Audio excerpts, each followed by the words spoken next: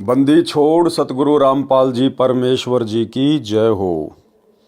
परमपिता परमात्मा सारी सृष्टि के रचनहार कुल मालिक असंख्य ब्रह्मांडों के स्वामी जगत गुरु तीनों लोकों में प्रवेश करके सबका भरण पोषण करने वाले राजाधिराज आत्माधार नाथों के नाथ देवों के देव महादेव सर्वेश्वर महेश्वर मृत्युंजय अजरो अमर आदि अनादि सनातनी प्रभु जगत पिता जगदीश्वर श्री श्री 1008 की उपाधि के वास्तविक अधिकारी अकाल मूरत शब्द स्वरूपी राम वासुदेव सर्वगतम ब्रह्म परम पूज्य प्रथम पूज्य परम संत परम पुरुष परम धनी परम दयालु सत्य कबीर हक्का कबीर अल्लाहु अकबर बाखबर अल्लाह ताला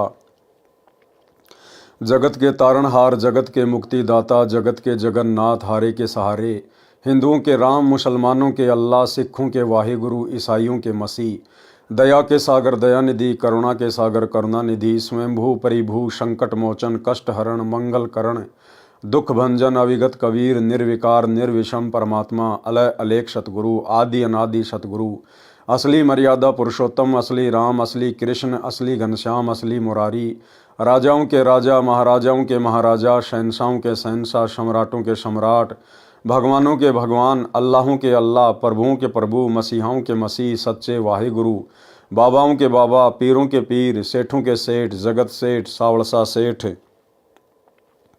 सर्वगुण संपन्न अनंत कोटि कलाओं के स्वामी अनंत कोटि ब्रह्मांडों के नायक योगियों में महायोगी ध्यानियों में महाध्यानी सिद्धों में परम सिद्ध ज्ञानियों में तत्वज्ञानी ब्रह्मज्ञानी महाज्ञानी परम ज्ञानी सर्वश्रेष्ठ ज्ञानी विज्ञानी युवा कबीर समरथ कबीर असमवात अमित ओजा सच्चे रहनुमा करीम अल्लाह सुभान अल्लाह दुनिया के अंतिम पैगंबर 8 सितंबर 1951 से गांव धनाना जिला सोनीपत हरियाणा भारतवर्ष की पावन भूमि पे प्रकट रियल कल की भगवान श्री नारायण साकार हरि श्री बाबा साहिब शब्द स्वरूपी राम संत श्रोमणी सतगुरु रामपाल जी परमेश्वर जी के चरण कमल में साध संगति से जुड़े हुए देश विदेश से आप और हम सभी सत्सेवक भाई बहनों का अनंत कोटि दंडवत प्रणाम। सत्साई भाई और बहनों, दया पूज्य गुरुदेव भगवान की सतगुरु रामपाल जी परमेश्वर जी की जिनके शुभ आशीर्वाद से विशेष आशीर्वाद से आप और हम सभी सत्सेवक भाई बहन साथ संगति से जुड़कर पूज्य गुरुदेव भगवान के तत्व ज्ञान को आधार बनाकर अपनी आत्मा के कल्याणार्थ हेतु दृढ़ता के साथ मोक्ष प्राप्ति के लिए भक्ति मार्ग पर निरंतर आगे की ओर बढ़ रहे हैं।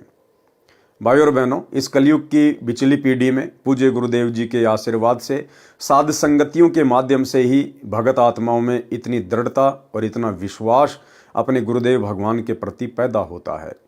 और ये साध संगति सतगुरु रामपाल जी परमेश्वर जी के यथार्थ 13वें कबीर पंथ का ट्रेनिंग सेंटर है। साध संगति से जुड़कर ही आत्मा पाक साफ हो सकती है, अपने गुरु को परमात्मा के रूप में जान सकती है, पहचान सकती है। और जब तक हम गुरु को हृदय से परमात्मा के रूप में स्वीकार नहीं करेंगे, गुरु को परमात्मा के रूप में स्वीकार करने का मतलब है गुरु के अलावा अन्य किसी का प्रकट दिवस नहीं मनाना, गुरु के अलावा अन्य किसी को दंडवत नहीं करना, गुरु के अलावा अन्य किसी का जयकारा नहीं लगाना। तो ये विधि केवल वर्तमान में साध संगतियों में ही है। और जब तक हम इस प्रकार से पतिव्रता पद पर रहकर भक्ति नहीं करेंगे, तब तक हम पूज्य गुरुदेव जी के चरणों में उनके हृदय में जगह नहीं बना पाएंगे। तो गुरुदेव भगवान की बहुत बड़ी मेहर है आप और हम सभी सत्सेवक आत्माओं के ऊपर। और जिन जिन आत्माओं को मोक्ष प्राप्ति करनी होगी या परमात्मा ने करवानी होगी, उन सभी आत्माओं को परमात्मा अंततः साध संगति से जोड़ देंगे। तो भाई और बहनों, पूज्य गुरुदेव जी के कर कमल से लिखित पवित्र पुस्तक मुक्ति बोध के ऊपर वीडियो बनाने की श्रृंखला जारी है। इसी श्रृंखला में आज हमारा ये 19वें नंबर का वीडियो है। प्रत्येक वीडियो में गुरुदेव भगवान के आशीर्वाद से आप और हमें भक्ति मार्ग से संबंधित बहुत सारी नई नई बातें पता चलती हैं। उन बातों को सुनकर हमारा विश्वास भक्ति पर दृढ़ हो रहा है। तो आपने पिछले एपिसोड में पिछले वीडियो में आपने देखा कि मीराबाई की कथा जो गुरुदेव भगवान ने अपने कर कमल से लिखी है, उसमें गुरुदेव भगवान ने मीराबाई के विषय में बताया कि कैसे मीराबाई परमात्मा प्राप्ति के लिए प्रयास कर रही थी, कितनी दृढ़ता के साथ वो संघर्ष कर रही थी, कैसे मीराबाई को कबीर परमेश्वर जी की शरण प्राप्त हुई। और मीराबाई ने अपने विश्वास को दृढ़ करने के लिए श्री कृष्ण जी को रिझाया, उनको खुश किया और कैसे श्री कृष्ण जी के रूप में स्वयं कबीर परमात्मा सतगुरु रामपाल जी भगवान प्रकट हुए और मीराबाई की प्रत्येक शंकाओं का समाधान किया, जिससे मीराबाई भक्ति मार्ग पर दृढ़ होकर लग गई। तो आज हम आगे से कथा की शुरुआत करते हैं। रात्रि में मीरा जी ने भगवान श्री कृष्ण जी का आह्वान किया। त्रिलोकीनाथ प्रकट हुए। कौन प्रकट हुए? त्रिलोकीनाथ। असली त्रिलोकीनाथ कबीर परमात्मा सतगुरु रामपाल जी भगवान है। 3 लोक। भाई और बहनों, जब 21 ब्रह्मांड के 3 लोकों की बात आती है तो गुरुदेव ने बताया कि 21 ब्रह्मांड के 3 लोक हैं, पाताल लोक, पृथ्वी लोक और ये स्वर्ग लोक। और जब बात आती है सृष्टि के तीनों लोकों की, तो उस समय काल का 21 ब्रह्मांड एक लोक बन जाता है, अक्षर पुरुष के 7 शंख ब्रह्मांड दूसरा लोक बन जाता है, और ऊपर के 4 अविनाशी लोक, सतलोक, अलख लोक, अगम लोक और अनामी लोक, ये 4 लोक मिलकर तीसरा लोक बन जाता है। इस प्रकार सृष्टि की यह त्रिलोकी है। तो पूरी सृष्टि के जो त्रिलोकीनाथ हैं वे हैं कबीर भगवान सतगुरु रामपाल जी परमेश्वर। तो कौन प्रकट हुए? यहां गुरुदेव ने श्री कृष्ण जी का नाम नहीं लिखा, संकेत कर दिया त्रिलोकीनाथ प्रकट हुए। त्रिलोकीनाथ कबीर परमात्मा सतगुरु रामपाल जी भगवान मीरा को अपनी शरण में लेने के लिए, भक्ति पर लगाने के लिए श्री कृष्ण जी का रूप बनाकर प्रकट हुए। मीरा ने अपनी शंका समाधान के लिए निवेदन किया कि हे प्रभु, क्या आपसे ऊपर भी कोई परमात्मा है? एक संत ने सत्संग में बताया है, श्री कृष्ण जी ने कहा कि मीरा, परमात्मा तो है परंतु वह किसी को दर्शन नहीं देता। अब श्री कृष्ण जी इतनी आसानी से भला कैसे बता देगा? अपने ग्राहक इतनी आसानी से भला दुकानदार कैसे किसी दूसरी दुकान पर जाने देगा? लेकिन यहां तो स्वयं कबीर परमात्मा ही ये भूमिका कर रहे थे। हमने बहुत समाधि व साधना करके देख ली है। मीराबाई जी ने सत्संग में परमात्मा कबीर जी से यह भी सुना था कि उस पूर्ण परमात्मा को मैं प्रत्यक्ष दिखाऊंगा, सत्य साधना करके उसके पास शतलोक में भेज दूंगा। मीराबाई ने श्री कृष्ण जी से फिर प्रश्न किया कि क्या आप जीव का जन्म मरण समाप्त कर सकते हो? श्री कृष्ण जी ने कहा कि असंभव, कि मेरा खुद का जन्म मरण है। गीता अध्याय 4 श्लोक 5, गीता अध्याय 4 श्लोक 9, गीता अध्याय 10 श्लोक 2।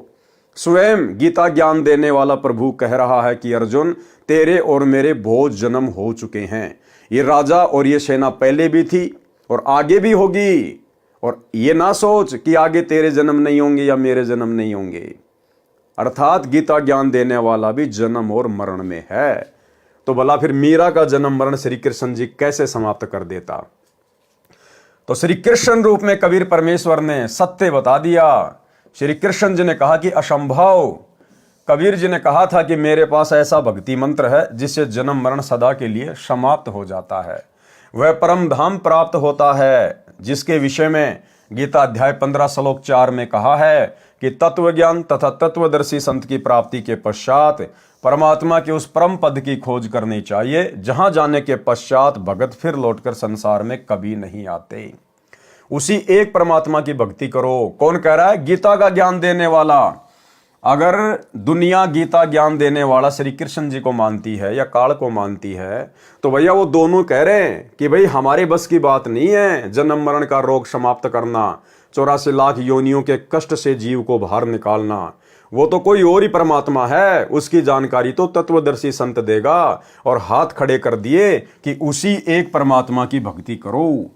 यानी इस ब्रह्म ने, श्री कृष्ण ने, विष्णु ने, आप जो मर्जी समझो, इन्होंने हाथ खड़े कर दिए कि हमारी भक्ति से आपका जन्म मरण का रोग समाप्त नहीं हो सकता।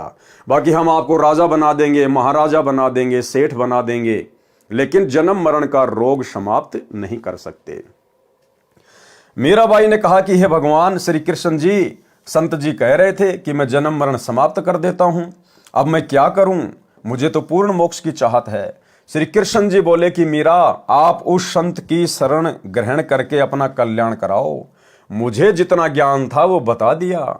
मीरा अगले दिन मंदिर नहीं गई, क्योंकि आस्था हट गई। भाई और बहनों, आंखों के सामने सत्यता आ गई। सीधी संत जी के पास अपनी नौकरानियों के साथ जाकर दीक्षा लेने की इच्छा व्यक्त की तथा श्री कृष्ण जी से हुई वार्ता भी संत कबीर जी से साझा की। उस समय छुआछात चरम पर थी। ध्यान देना भाई और बहनों, उस समय छुआछात चरम पर थी। ठाकुर लोग अपने को सर्वोत्तम मानते थे, परमात्मा मान बढ़ाई वाले प्राणी को कभी नहीं मिलता, और अगर मिल भी गया उसके संस्कार के कारण तो परमेश्वर उसको हृदय से स्वीकार नहीं करेगा। अर्थात जाति और धर्म का अभिमान करने वाला भगत कभी भी सतगुरु की शरण में आने के बाद सतलोक प्राप्त नहीं कर सकता। ये तो 650 साल पहले की बात है। उस समय कोई तत्व ज्ञान नहीं था, इसलिए लोग अभिमान किया करते थे जाति का। लेकिन आज सतगुरु रामपाल जी परमेश्वर जी की शरण में आने के बाद भी साध संगति के अभाव से ज्यादातर भगत भाई बहनों के अंदर अपने ब्राह्मण होने का, अपने ठाकुर होने का, राजपूत होने का अभिमान कूट कूट के भरा हुआ है। एक आपको नमूना दिखा देता हूं। मध्य प्रदेश का सतलोक आश्रम से जुड़ा हुआ एक सारनामी भगत है, और किस प्रकार एक सतसेवक भाई के साथ में बदतमीजी से बात कर रहा है, अपने ठाकुर होने का अभिमान कर रहा है, गर्व कर रहा है। 3 मिनट की कॉल रिकॉर्डिंग में कोई 10 बार कह दिया कि मैं तो ठाकुर हूं, ठाकुर, भगवान ने ठाकुर बनायो ठाकुर, और ठाकुर तो ठाकुर ही रहेगो, तेरे कहने से कोई चमार थोड़ी बन जावेगो, भगवान ने मोको ठाकुर बनायो ठाकुर। अब उस मूर्ख को यह नहीं पता कि किस भगवान ने तेरे को ठाकुर बनाया है। अरे इस काल भगवान ने ठाकुर बनाया है, चमार बनाया है, ब्राह्मण बनाया है, राजपूत बनाया है। इस कबीर परमात्मा ने किसी को ठाकुर नहीं बनाया। इस पूरी सृष्टि का ठाकुर वो खुद है, और उसकी बराबरी कोई नकली ठाकर नहीं कर सकता। तो भाई और बहनों, साध संगति से ना जुड़ने के कारण जीव अपने अहंकार को समाप्त नहीं कर पाता है, अपनी असलियत से वाकिफ नहीं हो पाता है। तो एक छोटा सा सैंपल सतलोक आश्रम मैनेजमेंट हरियाणा से जुड़े हुए सारनामी भगत का। सोचिए, जब सारनामी भगत भाई बहनों का ये हाल है तो बाकी लोगों की हालत क्या होगी, सुनिए। हेलो। हाँ भगत जी, सब सही। क्या विचार है भैया प्रेमदास, तेरा विचार क्या है? कुछ भी नहीं है भगत जी, क्या विचार है? ऐसे क्यों कमेंट करके लिख रहा? मैं तो दीवान सिंह ठाकुर हूँ ही, तेरे कहने से ठाकुर थोड़ी कहूंगा मैं। भगवान ने मुझे ठाकुर बनाया तो ठाकुर ही रहूंगा। तो वही तो बात है भगत जी यार। ठाकुर ही हूँ मैं, क्या जमार थोड़ी हूँ। हाँ वही तो है, ठाकुर ही हूँ मैं तो, तेरे कहने से थोड़ी होगा यार। नहीं, तो मैंने तेरे कहने से मैं तेरे को ठाकुर बना दूंगा तो तू ठाकुर बन जाएगा क्या? नहीं बनना चाहा भगत जी। तुम तो कहीं रांड का केबल से पटेल कहेगी तो पटेल, दुनिया पटेल कहेगा तो बाजेगा वो। हाँ, के रान पटेल तो पटेल थोड़ी कहवाएगा नहीं। वही बात है। हाँ। भगवान ने मुझे ठाकुर के घर में जन्म दिया है। हाँ सही बात। तो ठाकुर ही कहलाऊंगा। शेर का बच्चा शेर कहलाएगा, गीदड़ थोड़ी कहलाएगा। हाँ हाँ हैं? सही बात। शेर के बच्चे को गीदड़ कह देगा तेरे कहने से, कोई तू उसको गीदड़ कह देगा तो कोई भी गीदड़ उसको गीदड़ थोड़ी बन जाएगा वो। हाँ नहीं कहेगा भगत जी। है, तो मैं तो ठाकुर ही हूँ, ठाकुर के घर जन्म लिया है तो ठीक है भाई। अच्छी बात। तेरे कहने से कोई फर्क थोड़ी पड़ेगा मेरे को। सही बात है, और तू कुछ भी कहे भी देगा, मान लो मैं ठाकुर हूँ और तू कुछ भी बोलेगा तो उससे भी मेरे कुछ परिवर्तन नहीं पड़ना। भाई तू प्रेम है। हाँ तो तेरा नाम प्रेम ही रहेगा। मैं बलवान दास और ताकत दास धर दूंगा तो वो थोड़ी बनेगा कहने से। सही बात है। हाँ, प्रेमदास से ही पहचाना जाएगा। भाई तेरे परिवार ने जो तेरा नाम रख दिया वही चलेगा, मेरे कहने से नाम दूसरा थोड़ी परिवर्तन होगा। सही बात है। तो मैं तो वो ठाकुर के घर में जन्म लिया तो ठाकुर ही कहलाऊंगा यार। सही बात है। लेकिन परमात्मा तेरे के भी तो कोई दूसरा विचार हो तेरा तो मेरे से तर्क कर। भाई वो लाला दास है, देवी दास, वो खास आदमी, उनसे कर विचार, मेरे से क्यों बात करता है इसी? उनसे तो वो कह रहे थे तेरी सारी बातें तुम आकी जब खोल रहे थे। कहाँ पे? उनसे कोई सत्संगों में बता रहे थे। वो क्या बता रहे थे भाई? अब मुझे क्या करना, तू उनसे बात कर, मुझे क्या करना? तेरे खास है तो उनसे करे ना बात। मैं तो पहले भी तेरा अच्छे लिए अच्छा था और आज भी अच्छा रहूंगा, और आने वाले समय में भी मैं कभी मिलूंगा तो अच्छे ही मिलूंगा तेरे को। फिर बात करना कि हाँ यार दीवान दास ही था ये। भाई भगत जी दास नहीं हो, आपके यूँ थोड़ी लिखे हो यार भगत जी। ना कोई वो वीडियो डाले तो कमेंट में तो कोई भाई भगत जी परमात्मा की अपन ने दिया डालेगा। भाई भगत जी परमात्मा कौन है? अब अगर अपन अभी भी अब तो तू मेरे पास उस गुरुद्रोही का वीडियो डाल रहा तो मैं उसको देखना नहीं पसंद करता हूँ। गुरुजी ने उसको गुरुद्रोही घोषित कर रखा है। भाई तेरे कहने से कुछ थोड़ी होगा। वही तो कहा मैंने कि ठाकुर रहेगा वो तो ठाकुर ही रहेगा। जब मेरे परमात्मा ने उसको गुरुद्रोही घोषित कर दिया पवन दास को, तो तू उसको गुरु मानने या कुछ भी मान, मैं तो उसको गुरुद्रोही मानूंगा नहीं। मेरे लिए परमात्मा है वो जो कहेंगे उस पे चलूंगा, तेरी बातों पे थोड़ी चलूंगा मैं। भाई भगत जी परमात्मा ने भी गुरु घोषित नहीं करा है। सुन ले प्रेमदास। हाँ हाँ पहले मेरी सुन ले, बीच में नहीं बोले था कुछ भी। तो भाई और बहनों, परमेश्वर ने कहा कि जाति अभिमान करने वाला कभी भी परमात्मा को प्राप्त नहीं कर सकता। मीराबाई की परीक्षा के लिए कबीर जी ने संत रविदास जी से कहा कि आप मीरा राठौर को प्रथम मंत्र दे दो, ये मेरा आपको आदेश है। संत रविदास जी ने आज्ञा का पालन किया।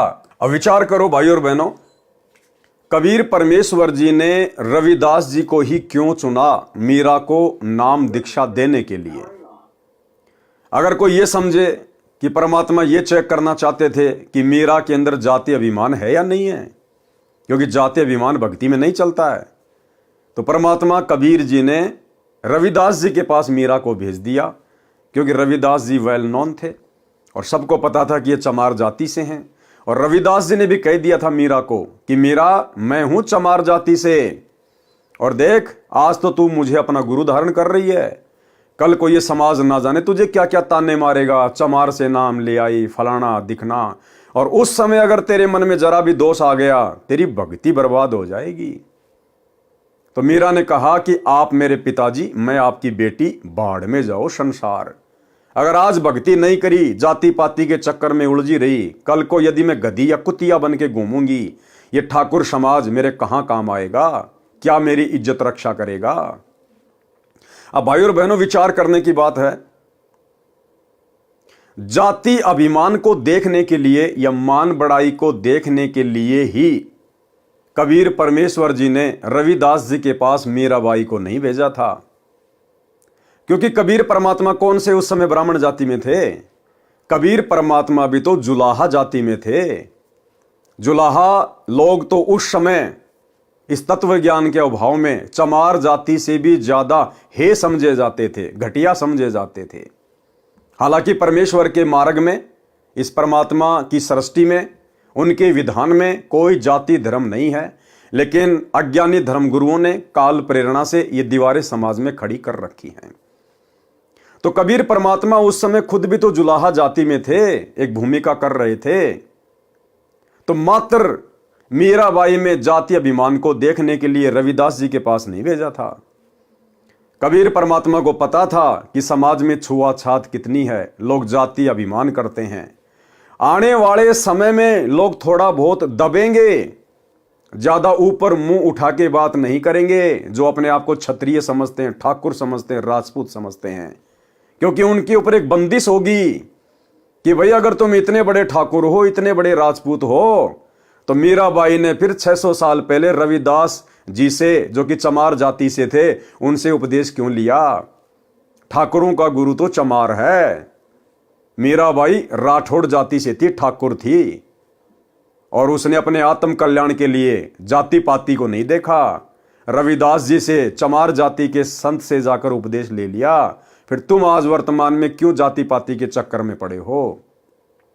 तो ये बहुत सारे कारण थे भाई और बहनों। परमात्मा ने इसलिए स्वयं ही रविदास जी का रूप बनाया।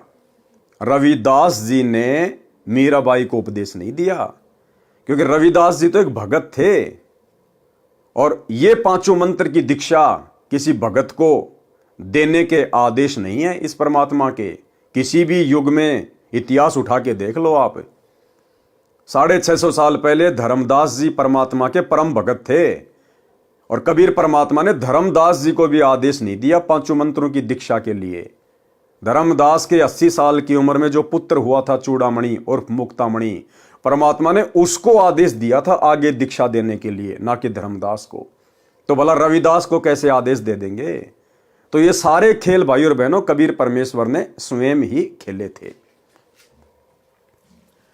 ये मेरा आपको आदेश है। संत रविदास जी ने आज्ञा का पालन किया। संत कबीर परमात्मा जी ने मीरा से कहा कि बहन जी, वो बैठे संत जी, उनके पास जाकर दीक्षा ले ले।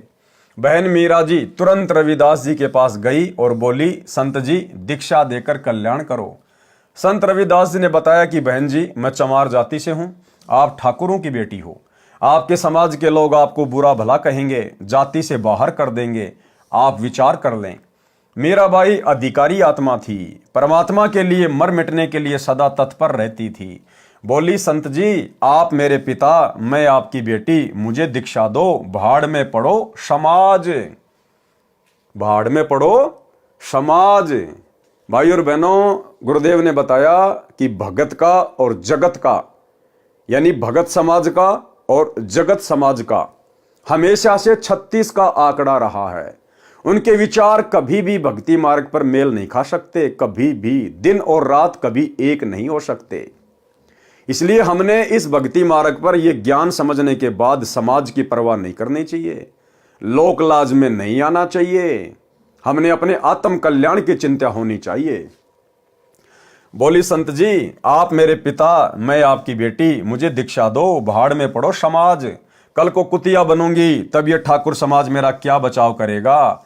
सत्संग में बड़े गुरुजी अर्थात कबीर जी ने बताया है कि कबीर कुलकर्णी के कारण, यानी समाज के कारण, परिवार के कारण, आन उपासना करने वाले रिश्तेदारों के कारण हंसा गया बिगोए, यानी उनकी लोक लाज में आकर, दबाव में आकर ये जीव, हंसा मानी जीव, जीव गया बिगोए, यानी इसने अपना जीवन नष्ट कर लिया। तब कुल क्या कर लेगा, ये समाज तेरा उस समय क्या करेगा जब 4 पांव का होए। 4 पांव का मतलब जानवर बन जाना, गधा, सुअर, कुत्ता, बैल बनना। उस समय तुझे उन दुखों से ये समाज कैसे बाहर निकालेगा। शब्दार्थ, कबीर परमेश्वर जी सतर्क कर रहे हैं कि हे भगत, स्त्री, पुरुष जो कुल परिवार व संसार की शर्म के कारण भक्ति नहीं करते, कहते हैं कि घर परिवार वाले व संसार के व्यक्ति मजाक करेंगे कि नाम दीक्षा लेकर दंडवत प्रणाम करते हो, अन्य देवी देवताओं की पूजा नहीं करते हो, श्राद्ध पिंडदान नहीं करते हो, तुम्हें शर्म आनी चाहिए। उन्होंने अपना मानव जीवन नष्ट कर लिया। भक्ति न करने से जब 4 पैर के पशु यानी गधे, कुत्ते, सुअर, बैल आदि बनोगे, तब ये कुल व संसार के व्यक्ति क्या बचाव करेंगे। भक्ति ने बचाव करना था, वो की नहीं, इसलिए भक्ति करो। संत रविदास जी उठकर संत कबीर जी के पास गए और सब बात बताई। परमात्मा बोले कि देर ना कर, ले आत्मा को अपने पाड़े में। उसी समय संत रविदास जी ने बहन मीरा को प्रथम मंत्र केवल 5 नाम दिए। ये 5 नाम शरीर में बने कमलों को खोलने वाले हैं, राधा स्वामी पंथ वाले नहीं हैं, तथा ना दामा खेड़ा वाले गद्दी से दिए जाने वाले हैं। उनसे भिन्न मोक्ष में सहयोगी मंत्र हैं। मीराबाई को बताया कि यह इनकी पूजा नहीं है, इनकी साधना है। इनके लोक में रहने के लिए, खाने पीने के लिए जो भक्ति धन चाहिए वह इन मंत्रों से ही मिलता है। गुरुदेव ने अन्य उदाहरण दिया कि साधना और पूजा में क्या अंतर होता है। जैसे हमें जल की आवश्यकता है, हम कहाँ गए, हैंडपंप के पास में गए, हमने हैंडपंप की साधना की, साधना यानी मजदूरी। हमने हैंडपंप को चलाया, ऊपर नीचे किया। हम हैंडपंप को ऊपर नीचे चलाकर उसकी पूजा नहीं कर रहे, हम केवल मजदूरी कर रहे हैं, साधना कर रहे हैं। क्यों? उस पूज्य वस्तु के लिए, जल के लिए। हमारा जो पूज्य है वो हैंडपंप नहीं है, जल है। लेकिन वो जल हमें वो मिलेगा कब? जब हम हैंडपंप की साधना करेंगे, मजदूरी करेंगे, उसको चलाएंगे, तब वो पूज्य वस्तु हमें प्राप्त होगी। तो ठीक इसी प्रकार ये जो देवी देवताओं के जो मंत्र हैं, ये इनकी पूजा नहीं करते हम। पूजा तो हमने केवल अपने गुरुदेव भगवान की, अपने इष्ट कबीर परमात्मा की करनी है। ये 5 मंत्र इन देवी देवताओं की जिनकी हम साधना करते हैं, ये मोक्ष में सहयोगी हैं। मोक्ष तो परमात्मा की भक्ति से, इनके सत मंत्र से होगा, इनके सतनाम से होगा। लेकिन इस भक्ति को सुचारू रूप से करने के लिए हमें यहां जो आवश्यक वस्तुओं की जरूरत है, अन्न धन की जो जरूरत है, वो हमें परमात्मा इन देवी देवताओं के माध्यम से उपलब्ध करवाएंगे। जैसे हम लोग किसी टहनी की पूजा नहीं करते, हम लोग जो है फल प्राप्त करने के लिए हम पेड़ की जड़ में पानी डालते हैं, हम टहनियों में पानी नहीं डालते। लेकिन फल तो टहनियों के लगेंगे, इसलिए हमने जड़ में पानी डालना पड़ेगा। ठीक इसी प्रकार हमने पूजा तो अपने पूज्य गुरुदेव भगवान की करनी पड़ेगी।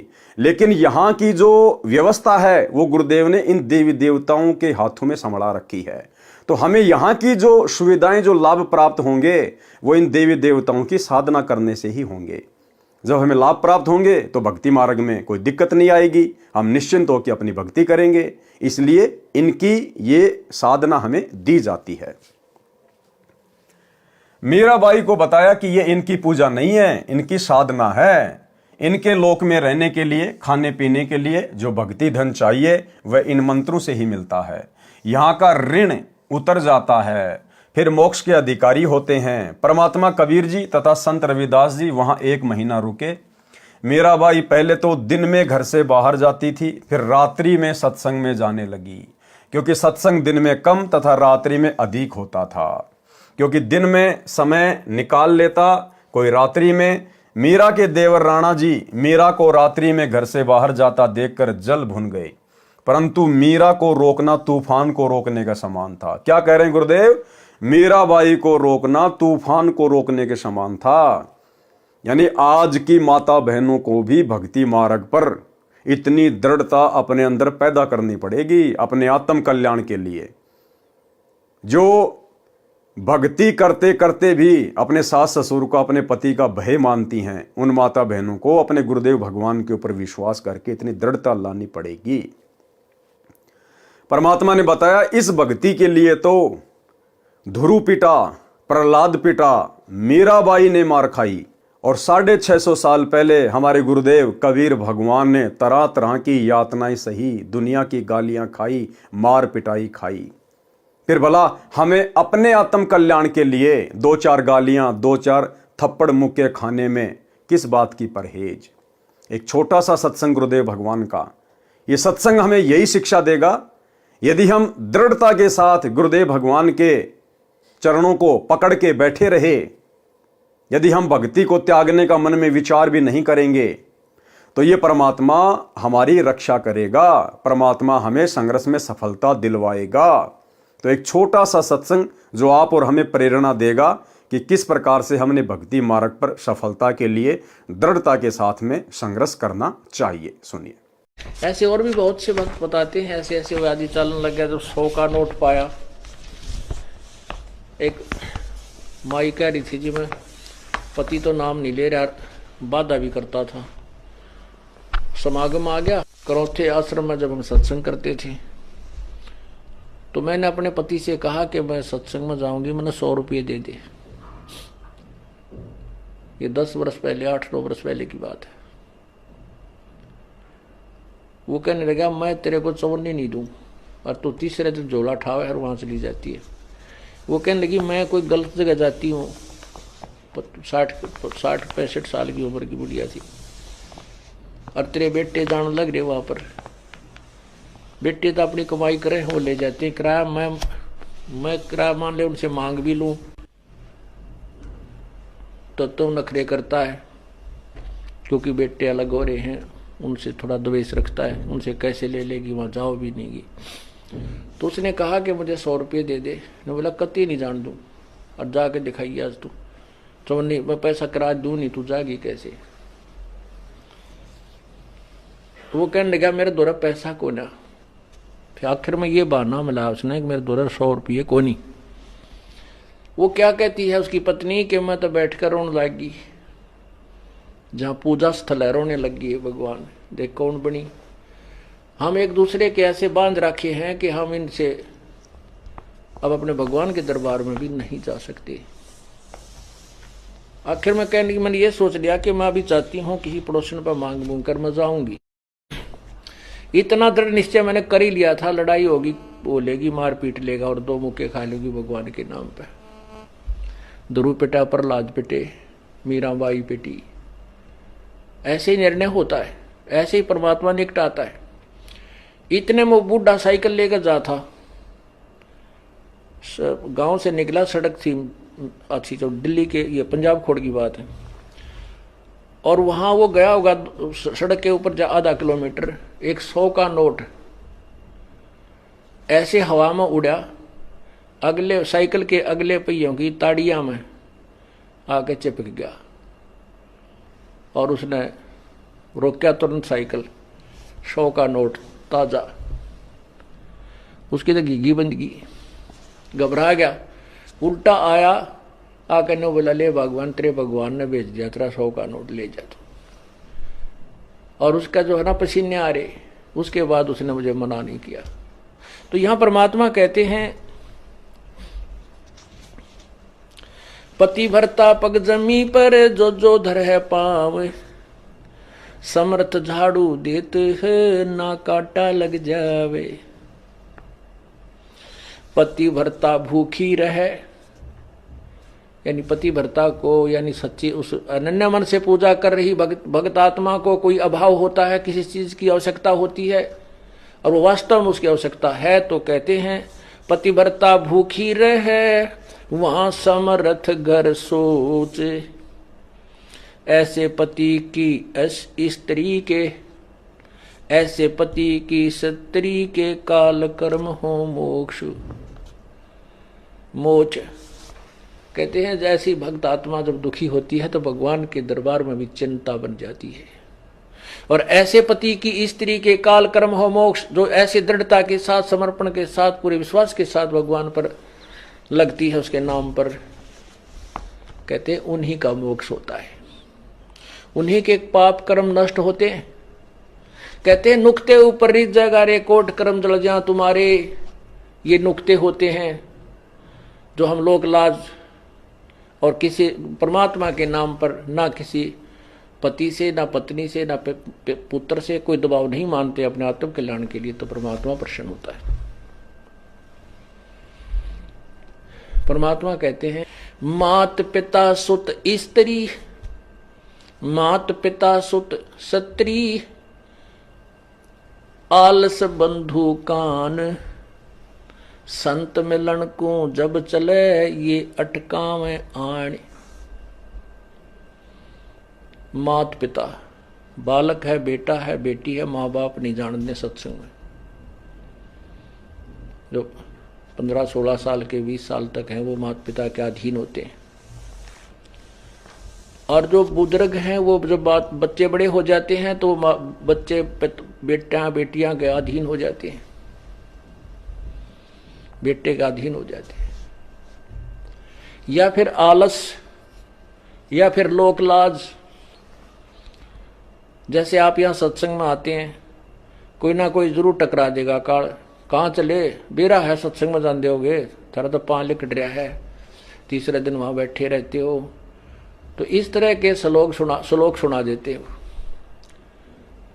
और आप जो ज्ञान में कमजोर है इन बातों से दबाव मानने लग जाता है, और फिर वो आना भी कम कर देता है, उसको ज्ञान नहीं है। इसके लिए परमात्मा कहते हैं कि मात पिता सुत स्त्री और आलस बंधु कांड, बंधु कांड माने लोक लाज, अपने मित्रों के वो कहे हुए व्यंग्यात्मक बातों से झिझक जाना। कहते हैं सतगुरु मिलन को जब चला ये अटकावे आण, ये आके आंट लावेंगे, किधर बेटा क्या माँ बाप या स्त्री ऐसी निकम्मी हो जाएगा दी बेबे, बस जी का झाड़ बन जाती इस भगत के, या फिर लोक लाज, या खुद आलस कर जा, फिर देखोगे, फिर अगले बार देखेंगे, सर्दी ज्यादा है, गर्मी घनी है। इनका अटकाया ना अटके जो सतगुरु दर्श को जाए, कहे कबीर सो संत है भाई आवागमन निसावे। कहते नुक्ते ऊपर रिझ जाएगा। ऐसे हम थोड़ी बहुत भगवान के लिए पापिटिया करेंगे, संघर्ष करेंगे तो हमारे निकट आएगा, और केवल बात बनाते हैं परमात्मा या कोई भी क्रिया पूरी नहीं हो सकती। जैसे अब यहाँ कौन आएंगे, वो आएंगे जो पूर्ण रूप से परिचित हो चुके हैं इस ज्ञान से। परंतु मीरा को रोकना तूफान को रोकने के समान था, इसलिए राणा जी ने अपनी मौसी जी यानी मीरा की माता जी को बुलाया और मीरा को समझाने के लिए कहा कि इसने हमारी इज्जत का नाश कर दिया।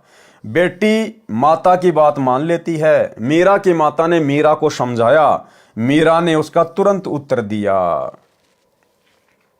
शब्द सत्संग में जाना मीरा छोड़ दे, सत्संग में जाना मीरा छोड़ दे।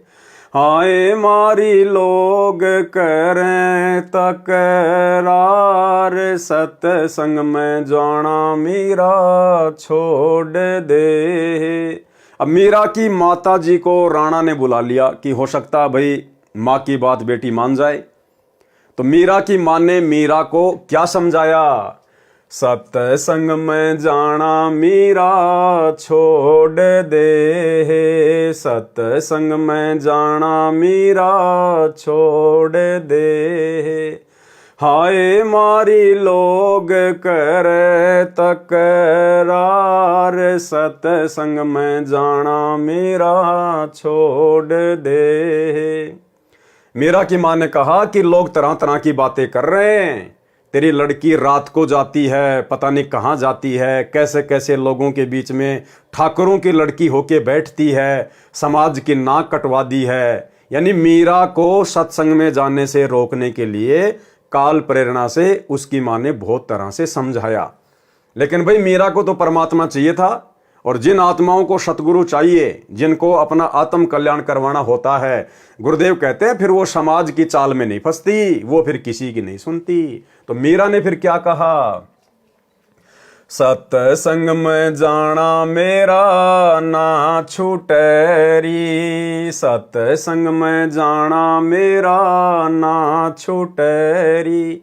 हाय चाहे जल के मरो संसार, सत्संग में जाना मेरा ना छूटेरी। हाय चाहे जल के मरो संसार, सत्संग में जाना मेरा ना छूटेरी। फिर मीरा की माँ ने किस प्रकार से मीरा को डराना चाहा, थारे सत्संग के राह में ये, थारे सत्संग के राह में ये।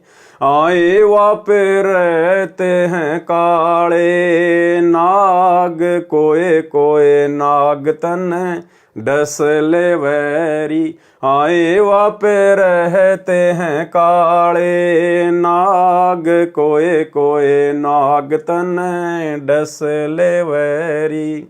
अब मीरा की माँ ने डराया कि ये डर जाएगी और सत्संग में जाना छोड़ देगी रात को, कि दूध जब सत्संग में जाती है ना तो रास्ते में बड़े बड़े जहरीले काले काले नाग सर्प रहते हैं, और कोई कोई सर्प तेरे को डस लेगा, मर जाएगी, पानी भी नहीं मांगेगी।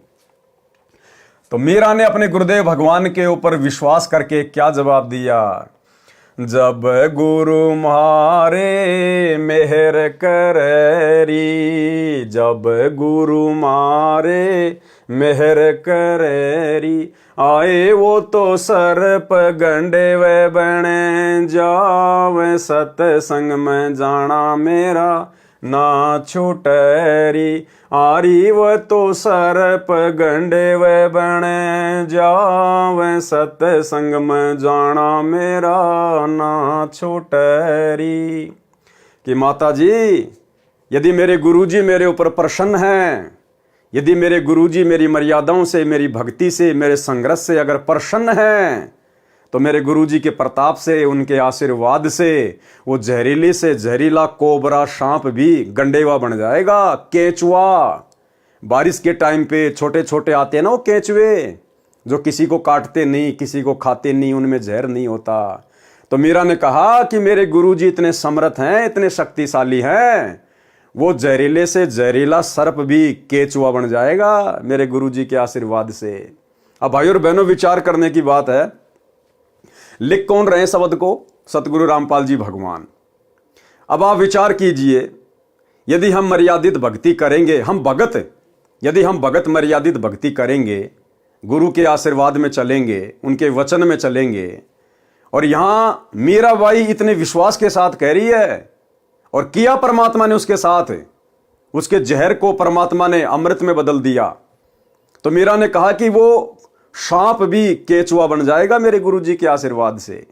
तो भाई और बहनों, विचार करो, ऐसा परम संत, ऐसी महान शक्ति क्या सतलोक आश्रम करोथा में और सतलोक आश्रम बरवाला में बॉडीगार्डों की फौज रखेगा?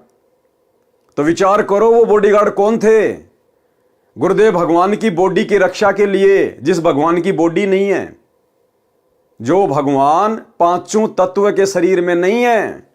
हम रोज नित्य नियम में पढ़ते हैं, वाणी संख्या 23 या 24 में, गरीब ऐसा सतगुरु हम मिल्या तेज पुंज के अंग, और झिलमिल नूर जहूर है, नर रूप श्वेत रंग। गरीब ऐसा सतगुरु हम मिला, तेज पुंज की लोय, लोय मानी शरीर, जिनका शरीर तेज पुंज का है, मुझे ऐसे गुरुदेव भगवान मिले हैं। तन मन अर्पू शीस को होनी होय सो होय। और फिर हम पढ़ते हैं, गरीब ऐसा सतगुरु हम मिला, बेपरवाह अबंध, परम हंस पूर्ण पुरुष, रोम रोम रविचंद।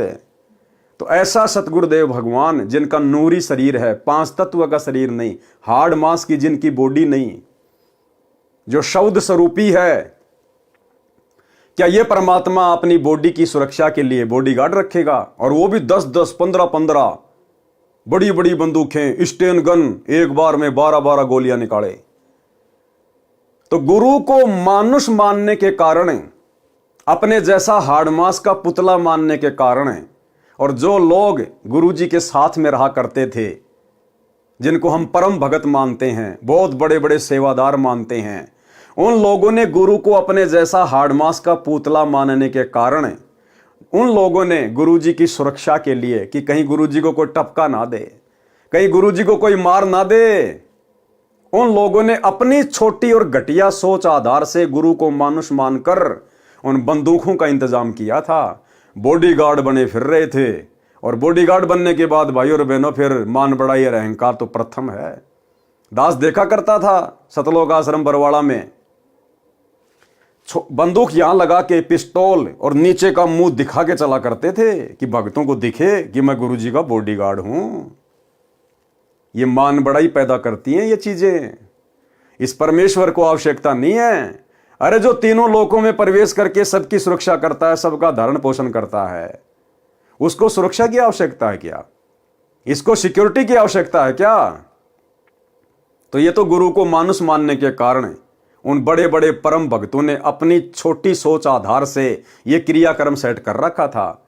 अब आने वाले समय में जब इस परमेश्वर की समर्थता, इसकी महत्वता, इस परमेश्वर की शक्ति जब पूरे संसार में होगी, पूरे ब्रह्मांड में होगी, वो तो ऑलरेडी पहले से है ही, उसी की शक्ति से सब कुछ चल रहा है। लेकिन आप और हमारी बुद्धि विकसित नहीं है, इसलिए हम नहीं समझ पा रहे। जब आप और हमारी बुद्धि विकसित होगी, हम इस परमेश्वर को पहचानेंगे परमात्मा के रूप में, तो इनका कोई बॉडीगार्ड नहीं होगा, इनका कोई सिक्योरिटी गार्ड नहीं होगा। हाँ, व्यवस्था बनाए रखने के लिए जरूर जो है भाई बहन सेवादार के रूप में रहेंगे, लेकिन वो लंबी लंबी बंदूकें लेके नहीं, क्योंकि पता चल जाएगा ये तो शब्द स्वरूपी राम है। 1 सेकंड में शरीर को नष्ट कर ले, 1 सेकंड में ये अपने शरीर को धारण कर ले। इसको मारने में कौन समर्थ है? तो परमेश्वर की समर्थता का जब ज्ञान हो जाएगा, तो फिर जीव अपनी सोच आधार से ऐसी हरकत नहीं करेगा। तो मीरा बाई ने कहा कि माताजी मुझे क्या डरा रही हो? मेरे परमात्मा, मेरे सतगुरु के रहते सहते मुझे सांप लड़ जाए, और लड़ भी जाएगा तो मेरा कुछ बिगाड़ नहीं पाएगा। परमात्मा उसके जहर को पानी बना देगा, मेरे को शीतलता ही देगा। फिर उसकी मां ने और तरीका अपनाया। थारे सत्संग के राह में ये, थारे सत्संग के राह में हाय वापे रहते हैं बबरी शेर, कोए कोए शेर तन खा ले वैरी। आए वापे रहते हैं बबरी शेर, कोए कोए शेर तन खा ले वैरी। बोले बेटी, बड़े बड़े बबरी शेर भी रहते हैं वहां रास्ते में, और तेरे को तो एक ही बटके में खा जाएंगे वो बबरी शेर। मीराबाई को डराने का प्रयास कर रही उसकी मां। मीराबाई ने क्या कहा? जब गुरु मारे मेरे करेरी, जब गुरु मारे मेहर करेरी। कौन से गुरु? ये कबीर भगवान सतगुरु रामपाल जी। जब गुरु मारे मेहर करेरी, जब गुरु मारे मेहर करेरी। आए वो तो शेरा के गिद्दड़ बने जावे, सत्संग में जाना मेरा ना छूटेरी। आए वो तो शेरा के गिद्दड़ बने जावे, सत्संग में जाना मेरा ना छूटेरी। माँ, वो तेरे जो बबरी शेर है ना, वो गिद्दड़ बन जाएंगे, गिद्दड़। पूंछ को दबा के दौड़ जाएंगे मेरे को देखते ही, मेरे सतगुरु के प्रताप से, मेरे सतगुरु के आशीर्वाद से। तो किसको डरा रही है मां? मीरा सत्संग में जाना नहीं छोड़ेगी, अर्थात भक्ति करना नहीं छोड़ेगी। अब जैसे आज सत्संग घर घर में हो गए, उस समय तो कोई मोबाइल नहीं था, कोई ऐसा वैज्ञानिक जो है उपकरण नहीं था, इसलिए मीरा की मजबूरी थी सत्संग में जाना। आज वर्तमान में जैसे हमारे गुरुदेव भगवान हिसार जेल में बैठे हैं, तो हमने किसी आश्रम में धक्के खाने की जरूरत नहीं है। हमारे घर में सत्संग है, हमारे गुरुदेव के द्वारा किए गए सत्संग हमारे पास में उपलब्ध हैं, मोबाइल में, मेमोरी कार्ड में। हम अपने घर पर बैठकर शांति से सत्संग सुने। आज गुरुदेव की गैर हाजिरी में जितना समय हम आश्रमों में आने जाने में बर्बाद करेंगे, जितना समय हम बसों में आने जाने में बर्बाद करेंगे, जितना पैसा हम बर्बाद करेंगे, अरे उतने समय में तो 10 बार सत्संग सुन लेंगे घर पर बैठकर शांति से। हाँ, अगर गुरुदेव आश्रम में हैं, चाहे लाख बार जाओ, लेकिन उनकी गैर हाजिरी में हमें कहीं भी धक्के खाने की जरूरत नहीं है सत्संग के लिए। परमात्मा ने घर घर में सत्संग दे दिए। तो मीरा बाई ने कहा कि माँ, वो बबरी शेर भी गिद्दड़ बन जाएंगे मेरे गुरुदेव के आशीर्वाद से। मीरा का सत्संग में जाना बंद नहीं होगा। फिर और क्या बताया उसकी माँ ने? थारे सत्संग के बीच में है, थारे सत्संग के बीच में आए वापे रहते हैं साधु संत, कोई कोई संत तन ले रमय। हाय वापे रहते हैं साधु संत, कोई कोई संत तन ले रमय। अब मीरा की माँ ने कहा कि मीरा देख, तू ठाकुरों की लड़की है, तू सुंदर है, और तू सत्संग में जाती है और वहाँ हर प्रकार के आदमी आते हैं, और तुझे कोई बैला फुसला के भगा के ले जाएगा तुझे, तू सत्संग में मत जा। तो मीराबाई ने क्या कहा? तेरे री मन में माता पाप है री, तेरे री मन में माता पाप है री, संत मेरे माँ बाप हैं री, संत मेरे माँ बाप हैं री। हारी वो तो कर देंगे बेड़ा पार, सत्संग में जाना मेरा ना छूटरी। हाय वो तो कर देंगे बेड़ा पार, सत्संग में जाना मेरा ना छूटरी। यहाँ भाई और बहनों, जो ये संत शब्द है ना, संत मेरे माँ बाप है री, ये यहाँ पर संत रविदास जी के लिए मीरा ने कहा है, भक्तों के लिए नहीं। भगत हमारे माई बाप नहीं होते हैं। यहाँ पर संत रविदास जी यानी अपने गुरु जी के लिए मीरा ने शब्द यूज किए हैं।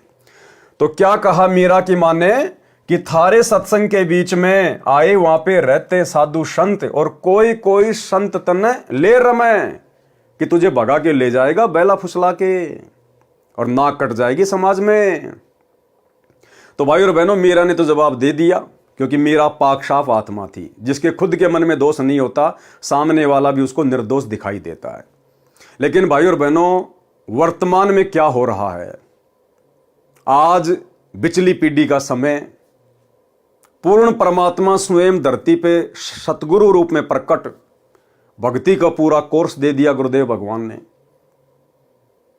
और बड़ी विडंबना की बात है, शर्म की बात है, भगत समाज के लिए चुल्लू भर पानी में डूब मरने की बात है। स्वयं सतगुरु रामपाल जी भगवान भक्तों की बदनीयत के विषय में, शतलोक आश्रमों से जुड़े हुए कोऑर्डिनेटरों की घटिया हरकतों के विषय में अपने मुख से सार्वजनिक तौर पर सत्संग में कहने के लिए मजबूर हो रहे हैं। इतने घटिया कर्म इन शतलोक आश्रमों में कोऑर्डिनेटरों के द्वारा, सोचिए आम संगत का क्या हाल होगा। आम संगत को हैंडल करने वाले कोऑर्डिनेटरों का यह हाल है कि माता बहनों के साथ में अश्लील हरकतें करते हैं। और खुद सतगुरु रामपाल जी भगवान ही अंतर्यामी परमात्मा अपने सत्संग में सार्वजनिक तौर पर कह रहे हैं, हिसार जेल से आने वाली ऑडियो में, कि यहां तक शिकायतें आती हैं, ऐसे ऐसे घटिया हैं कोऑर्डिनेटर, कि बहन बेटियों के साथ भी अश्लील चैटिंग करते हैं। और गुरुदेव ने मजबूरन कहना पड़ा कि अच्छे इंसान तो जगत वाले भी ऐसा नहीं करते जैसा तुम भगत कर रहे हो। सबको लपेट लिया गुरुदेव ने, सबको, अपने परिवार को, कोऑर्डिनेटरों को, आम संगत को, कि अच्छे इंसान तो जगत वाले भी ऐसा नहीं करते जैसा तुम भगत कर रहे हो। यानी भक्तों को परमात्मा ने आम सांसारिक लोगों से भी नीचा गिरा हुआ बता दिया, इतना ज्ञान लेने के बाद भी। सुनिए छोटा सा सत्संग। और कहां वर्तमान के हमारे भगत भाई बहन कैसी कैसी घटिया हरकतों में लिप्त हैं, जो गुरुदेव को अपने मुख कमल से बोलने पर मजबूर होना पड़ रहा है। तो क्या कहा मीरा बाई ने, तेरे री मन में माता पाप है री, तेरे री मन में माता पाप है री, संत मेरे माँ बाप हैं री, संत मेरे माँ बाप हैं री, आए वो तो कर देंगे बेड़ा पार, सत्संग में जाना मेरा ना छूटरी, हाय वो तो कर देंगे बेड़ा पार, सत्संग में जाना मेरा ना छूटरी। फिर क्या कहा, अंतिम दाव क्या लगाया मीराबाई की माता जी ने, हाय वो तो जात चमार है, हाय वो तो जाति चमार है, इसमें हमारी हार है, इसमें हमारी हार है, कि मेरा तो ठाकुरों की लड़की और जिसको तूने गुरु बनाया रविदास जी को, वो चमार जाति से है, समाज में थू थू हो रही है। तो मीराबाई ने क्या कहा, तेरे री लेख माता चमार है री, तेरे री लेख माता चमार है री, मेरा सिर जन हार है री, मेरा सिर जन हार है री, आए वो तो मीरा के गुरु रविदास, सत्संग में जाना मेरा ना छूटरी, आए वो तो मीरा के गुरु रविदास, सत्संग में जाना मेरा ना छूटरी। तो मीरा ने इस प्रकार से भक्ति मार्ग पर ज्ञान को आधार बनाकर अपने गुरु पर विश्वास करके अपनी माँ को भी, जो कि काल का जाल फैलाने आई थी, उसको परास्त किया। तो ये मीरा की कथा में शिक्षा देती है भाई और बहनों, आज आप और हमने भी भक्ति मार्ग पर इतने संघर्ष की आवश्यकता है। शब्दार्थ, मीराबाई की माता ने कहा कि हे मीरा, तू सत्संग में जाना बंद कर दे, संसार के व्यक्ति हमारे विषय में गलत बातें करते हैं। मीरा ने कहा कि हे माता, मैं सत्संग में जाना बंद नहीं करूंगी, संसार भले ही ईर्ष्या की आग में जलकर मर जाए। माता ने मीरा को भय कराने के लिए बताया कि जिस रास्ते से तू रात्रि में सत्संग सुनने के लिए जाती है, उस रास्ते में सर्प तथा सिंह रहते हैं, वे तुझे मार देंगे। मीरा ने उत्तर दिया कि मेरे गुरुजी इतने समर्थ हैं, वे कृपया करेंगे तो सिंह तो गिद्दड़ की तरह व्यवहार करेंगे, गिद्दड़ की तरह, और सर्प ऐसे निष्क्रिय हो जाएंगे जैसे गंडेवे प्राणी होते हैं, जो सर्प जैसे आकार के होते हैं, परंतु 6 या 8 इंच के लंबे और आधा इंच गोलाई के मोटे होते हैं, वे डसते नहीं हैं। मीरा की माता ने फिर कहा कि सत्संग सुनने वाले स्थान पर कुछ युवा भगत पुरुष भी रहते हैं, कोई तेरे को कहीं ले जाएगा और गलत कार्य करेगा। और आज तो भाई और बहनों, पुस्तक सेवा के बहाने आज की मीराबाइयां जानबूझ के गलत कार्य करती हैं, जानबूझ के। मैं तुमसे मिलने आई पुस्तक सेवा के बहाने, अपनी रमणी की बातें खुद ही सेट कर लेते हैं, माँ बाप जाओ भाड़ में। ये है वर्तमान की मीराबाइयों की हालात। मीरा ने उत्तर दिया कि हे माता, आपके मन में दोष है, इसलिए आपके मन में ऐसे विचार आए। अब ये मत कहना कि पवनदास के मन में दोष है इसलिए बोल रहा है। मैंने तो वो भाषा बोली है जो पूज्य गुरुदेव भगवान ने हिसार जेल से ऑडियो बनाकर भेजी है, एज इट इज आपको सुनाई है मैंने। मेरे मन में कोई दोष नहीं है, मेरे लेखे तो बाढ़ में जाओ, मेरा क्या बिगाड़ लेंगे भाई। हम तो केवल आप लोगों को जागरूक कर रहे हैं, सचेत कर रहे हैं कि गुरु की गैर हाजिरी में इन आश्रमों में धक्के खाने मत जाओ, घर बैठ के भक्ति करो। ये परीक्षा चल रही है, क्या पूरी जिंदगी ऐसे धक्के खाओगे क्या? अरे जब गुरु सतलोक चला जाएगा फिर क्या करोगे? फिर भी क्या धक्के खाओगे? तो गुरु वर्तमान में हिसार जेल में बैठ के यही तो रिहर्सल देख रहा है कि सोचो यदि मैं बरवाला कांड के बाद सतलोक चला जाता किन्हीं कारणों से, तो मेरे पीछे से ये तो इसी प्रकार से डंडे के यार बन के घूमते। जैसे पशु डंडे का यार होता है, उसको भय दिखा के उसको चलाया जाता है, ऐसे आज ये कोऑर्डिनेटर डंडा दिखा दिखा के फर्जी आदेशों का पीला पर्चा निकाल के डरा धमका के आप लोगों से अपना उल्लू सिद्ध कर रहे हैं। हे माता, वे संत व भगत तो मेरे माता पिता के समान हैं, वे ऐसा गलत कार्य नहीं करते। मीरा की माता ने छुआछात के कारण मीरा को रोकना चाहा, कहा कि हे मीरा, तेरा गुरु रविदास तो अनुसूचित जाति का चमार है, इससे हम राजपूतों की बेइज्जती हो रही है, सत्संग में जाना बंद कर दे। मीरा ने कहा कि हे माता, आपके विचार से मेरे गुरुजी अनुसूचित जाति के चमार हैं, मेरे लिए तो मेरे परमात्मा हैं, मैं उनकी बेटी, वे मेरे पिता हैं, सत्संग में जाना बंद नहीं होगा। कुछ वर्ष के पश्चात अपने देवर के अत्याचारों से परेशान होकर घर त्याग कर वृंदावन में चली गई। यानी मीरा ने घर छोड़ा, लेकिन विशेष परिस्थितियों में जब बात हद से ज्यादा बढ़ गई, बेचारी भक्ति नहीं कर पा रही थी, तब कहीं जाकर मीरा ने घर छोड़ने का निश्चय किया। और भाइयों और बहनों, मीरा के घर छोड़ने से उस घर पर कोई दिक्कत नहीं आनी थी, लेकिन आज आप और हम भगत भाई बहनों ने संघर्ष करना है। यदि परिस्थितियां बद से बदतर हो जाएं कि आपकी भक्ति हो ही नहीं रही, तो फिर सोच समझ कर आप जी ने अपना कदम उठाना है, अपना आगे का देख कर कि मैं आगे क्या करूंगा, कहां रहूंगा, क्या काम धंधा करूंगा, क्या खाऊंगा, क्या खाऊंगी, तब कहीं जाकर अपना कदम उठाना है। अन्यथा संघर्ष करना है। संघर्ष करेंगे तो परमात्मा साथ देगा वर्तमान में, क्योंकि मालिक को पता है कि ये आत्माएं कितनी कमजोर हो चुकी हैं, ये मीराबाई की तरह संघर्ष नहीं कर सकती। इसलिए परमात्मा हमारा साथ देगा। यदि हम थोड़ा बहुत भी संघर्ष करेंगे, तो थोड़ी बहुत गालियां खा लेंगे, 2-4 मार डुक्के खा लेंगे, तो परमात्मा हमारा साथ देगा। और यदि फिर भी परिस्थितियां बद से बदतर हैं, तो उसी स्थिति में आप और हमने घर छोड़ना चाहिए, जब हम अपना आगे का देख लें कि आगे मेरा ठिकाना क्या होगा। अगर किसी भगत भाई बहन के घर पे जाके बैठना है, तो अपना घर मत छोड़ना फिर, इससे अच्छा तो अपने घर में पड़े रहना फिर, क्योंकि भगत का भगवान के अलावा दूसरा कोई नहीं है। भगत भी आपको 2 दिन रख लेगा, 10 दिन रख लेगा, ज्यादा से ज्यादा 1 महीना निकाल देगा। हो सकता है आपको शर्म के मारे ना बोले, लेकिन उसके अंदर फिर वही बातें चलना शुरू हो जाएंगी कि मैंने तो आफत मोल ले ली, मैंने इसको नहीं बुलाना चाहिए था। तो हम किसी और की आत्मा दुखी करें, किसी और की भक्ति में भंग डालें, इससे अच्छा मीराबाई की तरह, ध्रुव की तरह, प्रहलाद की तरह, हमारे परमात्मा की तरह 2-4 थप्पड़ मुक्के खा के ही नीचे गर्दन करके घर में पड़े रह के अपनी भक्ति पे लगे रहें। भाई परमात्मा का वचन टूटता नहीं है। परमात्मा कहते हैं राम नाम रटते रहो जब तक घट में प्राण, और कभी तो दीनदयाल के भिनक पड़ेगी कान। अरे कभी तो परमात्मा आपके संघर्ष को देखते हुए आपकी सुनेगा। तो हमने संघर्ष करना है, हमने छोटी छोटी बातों पे घर छोड़कर नहीं जाना है। कुछ वर्ष के पश्चात अपने देवर के अत्याचारों से परेशान होकर घर त्याग कर वृंदावन में चली गई। वहां कबीर परमात्मा जी एक साधु के वेश में गए, ज्ञान चर्चा हुई, तब मीरा को ज्ञान हुआ कि अभी आगे की पढ़ाई शेष है।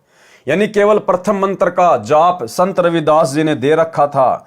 परमात्मा कबीर जी ने सतनाम की दीक्षा दी, मीरा जी को वही रूप दिखाया जिस रूप में संत रविदास जी के साथ सत्संग में मिले थे।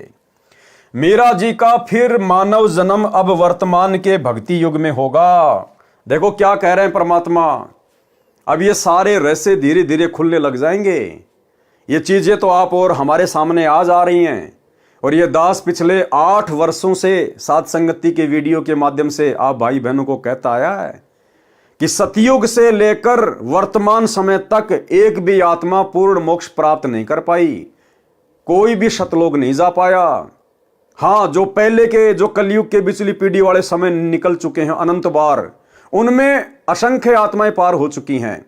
लेकिन वर्तमान जो ये चौकड़ी चल रही है चतुर्युग की, सतयुग, त्रेता, द्वापर और वर्तमान समय, और इन वर्षों में, लाखों वर्षों में परमेश्वर ने जितनी भी आत्माओं को प्रकट होकर अपनी शरण में लिया है, जिन बड़े बड़े महापुरुषों का, भक्तों का हम नाम सुनते हैं, 64 लाख भगत परमात्मा के 650 साल पहले हुए थे, अभी तक उनमें से एक भी आत्मा पार नहीं हो पाई, एक भी आत्मा, क्योंकि पार होने का समय तो ये है वर्तमान का। तो अब देखो गुरुदेव भगवान सात संगति की प्रत्येक बातों का समर्थन करते जा रहे हैं, प्रत्येक बातों का। मीराबाई का भी पूर्ण मोक्ष नहीं हुआ अभी तक। क्या कह रहे हैं गुरुदेव? मीरा जी का फिर मानव जन्म अब वर्तमान के भक्ति युग में होगा, इस कलयुग की बिचली पीढ़ी में होगा। भाई और बहनों, कुछ दिन पहले सात संगति में एक बहन आई थी हरियाणा से, जो अपने आप को मीराबाई कहा करती थी। तो भाई और बहनों, वो नकली मीराबाई है, वो वास्तव में मीराबाई नहीं है। उसने अपने विषय में झूठ फैलाया था कि मैं मीरा की आत्मा हूं, मीरा की आत्मा हूं। गुरुदेव क्या कह रहे हैं? उसका जन्म अब होगा, अभी हुआ नहीं है, यानी अब हो चुका होगा वर्तमान में। क्योंकि गुरुदेव ने मुक्ति बोध को लिखा कब? अपने जेल जाने के बाद, यानी 2014 के बाद गुरुदेव ने मुक्ति बोध को लिखा है। तो गुरुदेव कह रहे मीरा का मानव जन्म अब भक्ति युग में होगा। अब वर्तमान में हो सकता है हो चुका होगा ये पुस्तक लिखने के बाद। अगर हो चुका होगा तो मीरा तो मुश्किल से 7 या 8 वर्ष की होगी, और जबकि वो तो 60 साल की थी। और उसके बाद थोड़े समय के लिए वो सात संगति में आई, अपने आप को मीरा उसने घोषित किया, और कुछ समय बाद सात संगति से भी भाग गई और पंजाब के अमृतसर में जाकर गुरुद्वारे में बैठ गई। उसने अमृत छक लिया, यानी संत रामपाल जी के चरणामृत से उसका पेटा नहीं भरा, और पंजाब के अमृतसर में जाके गुरुद्वारे में जाकर सरदार नहीं बन गई। वो कटार वगैरह धारण कर ली, सर पे पगड़ी वगैरह धारण कर ली, और वहां पे अमृत छक लिया उसने। तो वो मीरा की आत्मा नहीं है। मीरा की आत्मा के विषय में परमात्मा क्या कह रहे हैं? मीरा जी का फिर मानव जन्म अब वर्तमान के भक्ति युग में होगा। अगर हो चुका होता तो परमात्मा कह देते कि मीरा आ चुकी है। लेकिन क्या कह रहे हैं गुरुदेव? मीरा जी का फिर मानव जन्म अब वर्तमान के भक्ति युग में होगा। तीनों नाम की दीक्षा मिलेगी, मोक्ष उसकी मर्यादा पर निर्भर करेगा। यानी गारंटी नहीं है कि अगर मीरा जी का वर्तमान में मानव जन्म हो गया, उसको शरण मिल गई, सार नाम मिल गया तो पार हो जाएगी। क्या कह रहे हैं गुरुदेव? मोक्ष उसकी मर्यादा पर निर्भर करेगा। इसलिए चाहे वर्तमान में नानक जी परमात्मा की शरण में आओ, चाहे मीराबाई आओ, चाहे धन्ना जी आओ, चाहे कोई कितने बड़ा महापुरुष या भगत जिनके नाम हैं, पंडित रामानंद जी, धर्मदास जी, सर्वानंद जी, नीरू नीमा, ये जितनी भी आत्माएं सब वर्तमान में आएंगी गुरुदेव की शरण में। तो गुरुदेव कह रहे शरण में आने से बात नहीं बनेगी भैया, मर्यादा फर्स्ट है। अगर मर्यादा में रहेंगे तो मोक्ष प्राप्त करेंगे, चाहे मीरा हो चाहे धर्मदास हो। तो इस भक्ति मार्ग में मर्यादाओं की कितनी बड़ी भूमिका है। और काल मर्यादा ही तुड़वाता है सबसे पहले, क्योंकि परमात्मा से दूर करने का सबसे अच्छा तरीका है भगत की मर्यादा तुड़वा दो। और बरवाला कांड के बाद गुरुदेव भगवान जो हमारी परीक्षा ले रहे हैं, आप सबको पता है, सतलोक आश्रम मैनेजमेंट हरियाणा ने, गुरुदेव के परिवार ने, इन कोऑर्डिनेटरों ने एक भी भगत की मर्यादा सुरक्षित नहीं छोड़ी, एक भी भगत की। सारे भक्ति विरुद्ध उल्टे काम, और गुरु जी का ही नाम ले लेके संगत से करवा डाले। काल ने ये तो कहा था, जाओ जोग जीत संसारा, जीव न माने कहा तुम्हारा नाम ले वाद बधाऊं और याविद जीवों को भरमाऊं। कि तेरा ही नाम ले लेके कि गुरु जी का आदेश, गुरु जी का आदेश, पीड़ा पर्चा आ गया, गुरु जी का आदेश, और सबकी मर्यादा तोड़वा दूंगा। और गुरु जी का नाम ले लेके 2019 में कांग्रेस को वोट डलवा दिए, सपोर्ट करवा दिया, 2024 में बीजेपी को वोट डलवा दिए, सपोर्ट करवा दिया, नरेंद्र मोदी की रैलियों में धक्के खिला दिए। गांव धनाना में 1 करोड़ रुपए की लागत से भक्तों के दान से बैडमिंटन का स्टेडियम बना दिया, गुरु जी की मर्यादा तोड़वा दी। धनाना आश्रम में हॉस्पिटल का काम शुरू कर दिया 10 एकड़ में, जैसे आने वाले समय में सारे बीमार पड़ने वाले हैं। गुंडों की सीबीआई जांच के समर्थन में बैठा दिया, 5 लाख रुपए दे दिए राजपूत करणी सेना को। जाट आरक्षण में भक्तों को बैठा दिया, बिरानी आग में झोंक दिया, करोड़ों रुपए चंदे के रूप में दे दिए। गोहाना जाट धर्मशाला का 5वां फ्लोर बनवा रहे हैं जो 1 करोड़ रुपए में बनेगा। और दुनिया भर की नौटंकी पाखंड जिनकी कोई गिनती नहीं है। तो काल का यही तो सूक्ष्म दाव था जो सफल हो गया। और जो गुरुदेव के हीरे मोती लाल थे, जिनके लिए परमात्मा चारों युगों से भटक रहे हैं, जो विशेष आत्माएं हैं गुरुदेव की, परमात्मा ने उन आत्माओं को बरवाला कांड के बाद सात संगतियां शुरू करवा के उनकी भक्ति मर्यादा सुरक्षित रखवाने के लिए पहले सात संगति से जोड़ दिया। तो साध संगति में जितने भी भगत भाई बहन जुड़े हुए हैं, आज चाहे उनकी आर्थिक स्थिति कैसी भी क्यों ना है, उनका शरीर रूप रंग कैसा भी क्यों ना है, आप और हम परमेश्वर की उन महानतम आत्माओं में से हैं। ये कोई मान बढ़ाई के लिए नहीं कह रहे हम। हमें पता है हकीकत क्या है, सच्चाई क्या है, कैसे परमात्मा ने अपनी आत्माओं को काल के जाल से सुरक्षित रखा साध संगतियां शुरू करवा के। मीरा जी का फिर मानव जन्म अब वर्तमान के भक्ति युग में होगा। तीनों नाम की दीक्षा मिलेगी। मोक्ष उसकी मर्यादा पर निर्भर करेगा। भैया अगर मर्यादा में रहेगी तो मोक्ष होगा, नहीं तो फिर 84 में जाएगी। यदि आजीवन विश्वास के साथ मर्यादा में रहकर तीनों नामों का जाप करती रही तो मोक्ष निश्चित है। वृंदावन में भी मीरा की आस्था श्री कृष्ण में कुछ कुछ थी। क्या कह रहे हैं परमात्मा? जब मीरा घर बार छोड़ के वृंदावन चली गई थी तो मीरा की आस्था उस समय श्री कृष्ण जी में थी, थोड़ी थोड़ी। और भैया चाहे थोड़ी थोड़ी हो चाहे ज्यादा ज्यादा हो, परमात्मा कहते हैं 100 वर्ष सतगुरु की पूजा एक दिन आन उपासी, वो अपराधी आत्मा फिर पड़े काल की फांसी। तो मीरा की आस्था श्री कृष्ण जी में थोड़ी थोड़ी थी, इसलिए उसने वृंदावन में जाने का विचार किया था। जब मीराबाई राणा के अत्याचारों से तंग आकर घर त्याग गई थी तो उस क्षेत्र में अकाल मृत्यु, महामारी, अकाल दुर्भिक्ष की मार शुरू हो गई थी। यानी राणा ने एक भगत को सताया, एक भगत को परेशान किया, एक संतनी को दुखी किया। और एक भगत के दुखी करने मात्र से परमात्मा कितना नाराज होता है, कितना रुष्ट होता है। परमात्मा कहते हैं कबीर मेरे साधु को यानी मेरे भगत को दुख ना दीजियो कोई, और संत दुखी तो मैं दुखी मेरा आपा भी दुखी होए। हिरणाकुश उदर उदारिया हम ही मार्या कंस, और जो सतावेगा मेरे भगत को उसका खो दूंगा वंश। तो एक भगत के दुखी होने से परमात्मा कितना दुखी होता है। और राणा की नगरी में उसके बाद महामारी फैल गई, अकाल पड़ गया, दुर्भिक्ष पड़ गया, हाहाकार मच गया। और वर्तमान में भाई और बहनों, इसीलिए दास बार बार आप भाई बहनों को सचेत करता है, अभी अगर कुछ ऐसा नहीं हो रहा है तो इसका मतलब ये नहीं कि होगा नहीं। अरे वहां तो खाली एक भगत को, मीरा को दुखी किया गया, जिस कारण से राणा की नगरी में हाहाकार मच गया, महामारी और अकाल। और यहां वर्तमान में हरियाणा में उस पूर्ण ब्रह्म परमात्मा अल्लाहों के अल्लाह सर्वेश्वर महेश्वर को, सतगुरु रामपाल जी भगवान को, इस कबीर परमात्मा को दुखी किया गया है। और 2014 बरवाला कांड के बाद से वे कहां बैठे हुए हैं। सोचिए आने वाले विनाशकारी समय में, युग परिवर्तन के दौर में हरियाणा के ऊपर क्या बीतेगी, हरियाणा के ऊपर क्या बीतेगी। और विशेषकर जहां परमात्मा निवास करते थे जिला हिसार में, वहां क्या बीतेगी। इसलिए भाई और बहनों, परमात्मा कहते दिल्ली मंडल पाप की भूमा। ये जो दिल्ली मंडल के अंतर्गत यानी दिल्ली के अधीन जो क्षेत्र है, इसमें यह हरियाणा पड़ता है। तो सोचिए भाई और बहनों, जब एक मीरा को, एक भगत को दुखी करने के कारण उस राजा की नगरी में ऐसी हाहाकार मच सकती है, तो वर्तमान में तो सम्राट को दुखी किया गया है, सम्राट को परेशान किया गया है, ना पहचान कर, जानबूझकर बकवाद करके, उनके विचार ना सुनकर, उनके सत्संग ना सुनकर, काल प्रेरणा से। तो सोचिए आने वाले समय में इस सरकार का क्या होगा, उस प्रदेश के वासियों का क्या होगा, किस किस प्रकार की आपदाएं आएंगी, आपत्तियां आएंगी। और फिर समाधान क्या होगा?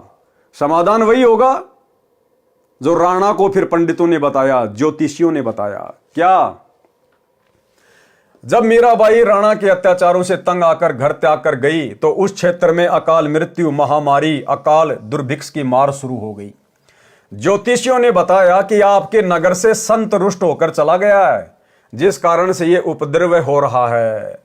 समाधान बताया कि यदि वह संत जीवित मिल जाए और वापस मनाकर, क्या वापस मनाकर प्रसन्न करके लाया जाए, वो संत अपने आप आए, उससे बात नहीं बनेगी। उस संत को मनाकर, प्रसन्न करके, अब मनाना क्या होता है, प्रसन्न करना क्या होता है, पैर पकड़ पकड़ के, चरणामृत बना के, धो धो के पीकर, रो रो कर, अपने आंसुओं से उनके चरण कमल धोकर, उनको मनाकर, उनको प्रसन्न करके वापस लाया जाए तो तुम्हारी नगरी के हालात ठीक होंगे। तो आने वाले समय में भाई और बहनों, जो भी हरियाणा का राजा होगा, मुख्यमंत्री होगा, जो भी भारत का राजा होगा, जो प्रधानमंत्री होगा, राष्ट्रपति होगा, हिसार जेल में जाकर उस युग परिवर्तन के समय में, हाहाकार के समय में, हिसार जेल में जाकर सतगुरु रामपाल जी के पैर पकड़कर, चरण धोकर, नाक रगड़कर, घुटने टेककर माफी मांगने से ये हालात देश और दुनिया के सुधरेंगे। तब जाकर लोगों की सांस में सांस आएगी। ये होगा, अवश्य होगा। ये परमात्मा धरती पे है। इन हालातों में कोई सतगुरु रामपाल जी को परमात्मा मानने वाला नहीं है।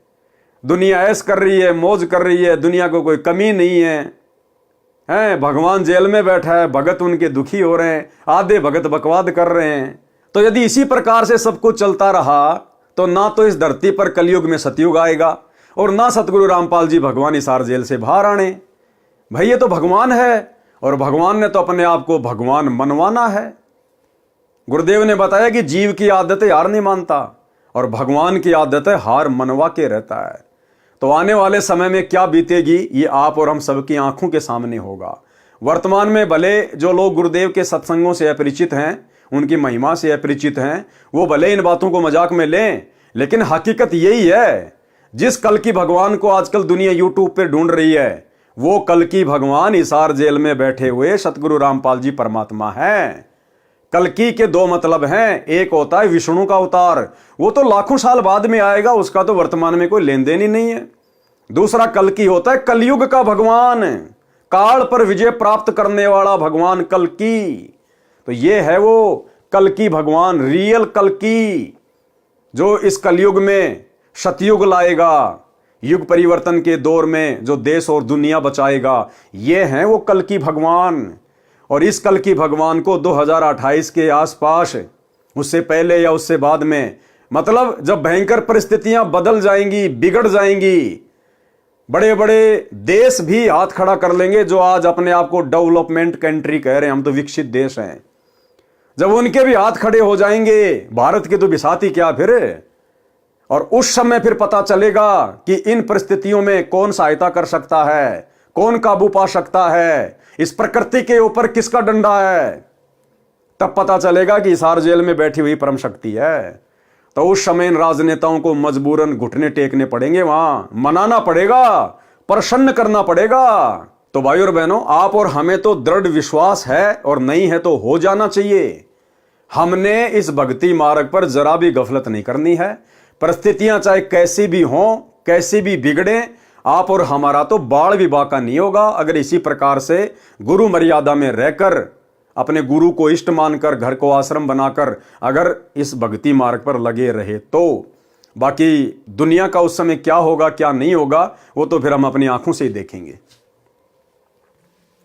ज्योतिषियों ने बताया कि आपके नगर से संत रुष्ट होकर चला गया है, जिस कारण से यह उपद्रव हो रहा है। समाधान बताया कि यदि वह संत जीवित मिल जाए और वापस मनाकर प्रसन्न करके लाया जाए तो वह आशीर्वाद देकर सब ठीक कर सकता है। वह आशीर्वाद देकर सब ठीक कर सकता है। और उस समय भी भाई और बहनों, मीरा ने कुछ भी ठीक नहीं करना था। मीरा तो भगत थी, आशीर्वाद देने का तो कोई सवाल ही पैदा नहीं था। उस समय भी परमात्मा ने ही ठीक करना था, इसी कबीर परमेश्वर ने ठीक करना था। अगर मीरा वापस भी आ जाती तो। राणा ने अपने सभापतियों से प्रश्न किया कि ऐसा कौन संत था जो रुष्ट होकर चला गया, क्योंकि मीरा का देवर मीरा को कोई भगत थोड़ी मानता था। तो उसने कहा कि ऐसा कौन संत था जो रुष्ट होकर चला गया। राणा का चाचा यानी मीरा का पितसरा यानी चाचा ससुर भवन सिंह राणा का महामंत्री था और इस भवन सिंह ने परमात्मा कबीर जी से नाम उपदेश भी ले लिया था तथा परमात्मा का भगत था। मीराबाई के साथ भौम ने भी संत रविदास जी से नाम लिया था। भौम को यानी भवन को एक नौकर राजा ने दे रखा था। उस नौकर ने भी उस समय संत रविदास जी से नाम लिया था। वे पहले मीरा के साथ बैठकर परमात्मा की चर्चा घंटों किया करते थे। भवन मीरा को बेटी की तरह तथा साध्वी की तरह सम्मान देता था, परंतु अत्याचारी भतीजे राजा से डरता था। मीरा को सांत्वना देता था कि भक्तों का भगवान रक्षक है। मीरा के चले जाने के पश्चात भवन तथा नौकर बहुत रोते थे, याद करते थे। भौम ने राजा को बताया कि मीरा संत थी। उस राणा को मीरा के चाचा ससुर भवन ने बताया कि मीरा संत थी, वह चली गई, इस कारण से यह सब अनिष्ट हो रहा है। राणा ने कहा कि उसे कौन ला सकता है। अब देखो, फिर भी अहंकार, फिर भी घमंड, फिर भी अहंकार, फिर भी घमंड। वो राणा खुद जाने को तैयार नहीं हुआ। अगर वो सैनिक या कोई और राणा के आदेश से मीरा को ले भी आते तो भी परमात्मा दया नहीं बख्शता, क्योंकि मैन अत्याचारी कौन था? जिसके अत्याचार से दुखी होकर मीरा वृंदावन गई थी, उसको जाना पड़ेगा, उस राजा को, उस राणा को जाना पड़ेगा। लेकिन वो शेर तो आदेश दे रहा कि कौन ला सकता है मीरा को, यानी अभी उसको आवश्यकता नहीं थी, अभी वो दुखी नहीं था, जनता दुखी हो रही थी। राणा ने कहा कि उसे कौन ला सकता है, मैं कभी उसे कष्ट नहीं दूंगा, प्रतिज्ञा करता हूं। 2 सिपाही जो मीरा की निगरानी के लिए छोड़ रखे थे, मीरा के साथ छाया की तरह साथ रहने का आदेश राणा ने दे रखा था। मीरा की प्रत्येक गतिविधि पर नजर रखने को कहा था। दोनों मीराबाई से ज्ञान चर्चा सुना करते थे, उसके कष्ट में रोया करते थे, कहते थे कि बहन विश्वास रखो, परमात्मा सब देख रहा है। मीरा के अचानक चले जाने से उसकी दशा भी खराब थी, घंटों रोते थे। उन दोनों ने खड़ा होकर सभा में कहा कि हम मीरा को लौटा ला सकते हैं, यदि जिंदा मिल गई तो। राजा ने कहा कि यदि नहीं आई तो क्या करोगे? वे बोले कि हम भी लौट कर नहीं आएंगे। अब देखो कितना अभिमान था उसके अंदर। कह रहा यदि मीरा नहीं आई तो फिर तुम्हारे साथ में क्या होना चाहिए, यानी फिर तुम्हारे को सजा मिलेगी। अभी भी उसमें अहंकार। तो भाइयों और बहनों, आज वर्तमान में सतगुरु रामपाल जी भगवान उस युग परिवर्तन के दौर में जनता के हाथ पैर जोड़ने से नहीं आएंगे। जो मुख्य लोग हैं, जो देश की व्यवस्था को संभालते हैं, जो राजा लोग हैं, मंत्री प्रधानमंत्री हैं, वो जब जाएंगे रोएंगे, गिड़गिड़ाएंगे।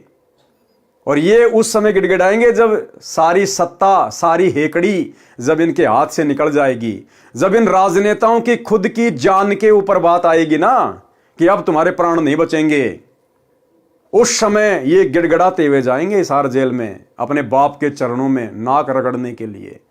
और उस समय फिर परमात्मा विचार करेगा कि क्या करना है, क्या नहीं करना है। उन दोनों ने खड़ा होकर सभा में कहा कि हम मीरा को लौटा ला सकते हैं, यदि जिंदा मिल गई तो। राजा ने कहा कि यदि नहीं आई तो क्या करोगे? वे बोले कि हम भी लौट कर नहीं आएंगे। दोनों मीराबाई की खोज में निकले। पता चला कि बहुत सारे संत स्त्री पुरुष वृंदावन में रहते हैं। वहां मीराबाई मिल गई, लौट चलने की प्रार्थना की। बताया कि राजा के राज में उपद्रव हो रहे हैं। ब्राह्मणों ने बताया है कि मीरा वापस आएगी तो सब ठीक होगा। राणा ने कहा है कि आगे से मीरा को कोई कष्ट नहीं दूंगा, आप चलो। मीरा ने कहा कि भाई अब नहीं जाऊंगी। उन्होंने कहा कि यदि आप नहीं चलोगी तो हम प्रतिज्ञा करके आए हैं कि यदि मीरा जीवित मिल गई तो हमारी बात को मान लेगी। राणा ने कहा कि यदि नहीं आई तो क्या करोगे? हमने कहा है कि हम भी नहीं आएंगे। बहन जी, हमारे परिवार की ओर देखकर चलो। मीराबाई बोली कि यदि मैं संसार छोड़कर गई होती तो भी तो लौट जाते। सिपाहियों ने कहा कि फिर तो लौटना ही था। उसी समय मीरा ने एक तारा वाला यंत्र उठाया, परमात्मा की स्तुति करने लगी, आंखों से प्रेम के आंसू बहने लगे। उसी समय श्री कृष्ण जी की मूर्ति में समा गई।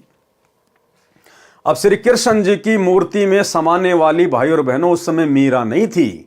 अरे मीरा तो एक भगत थी बेचारी, मीरा तो एक भगत थी। उसमें कोई रिद्धि सिद्धि थोड़ी थी, कोई जंत्र मंत्र थोड़े जानती थी वो।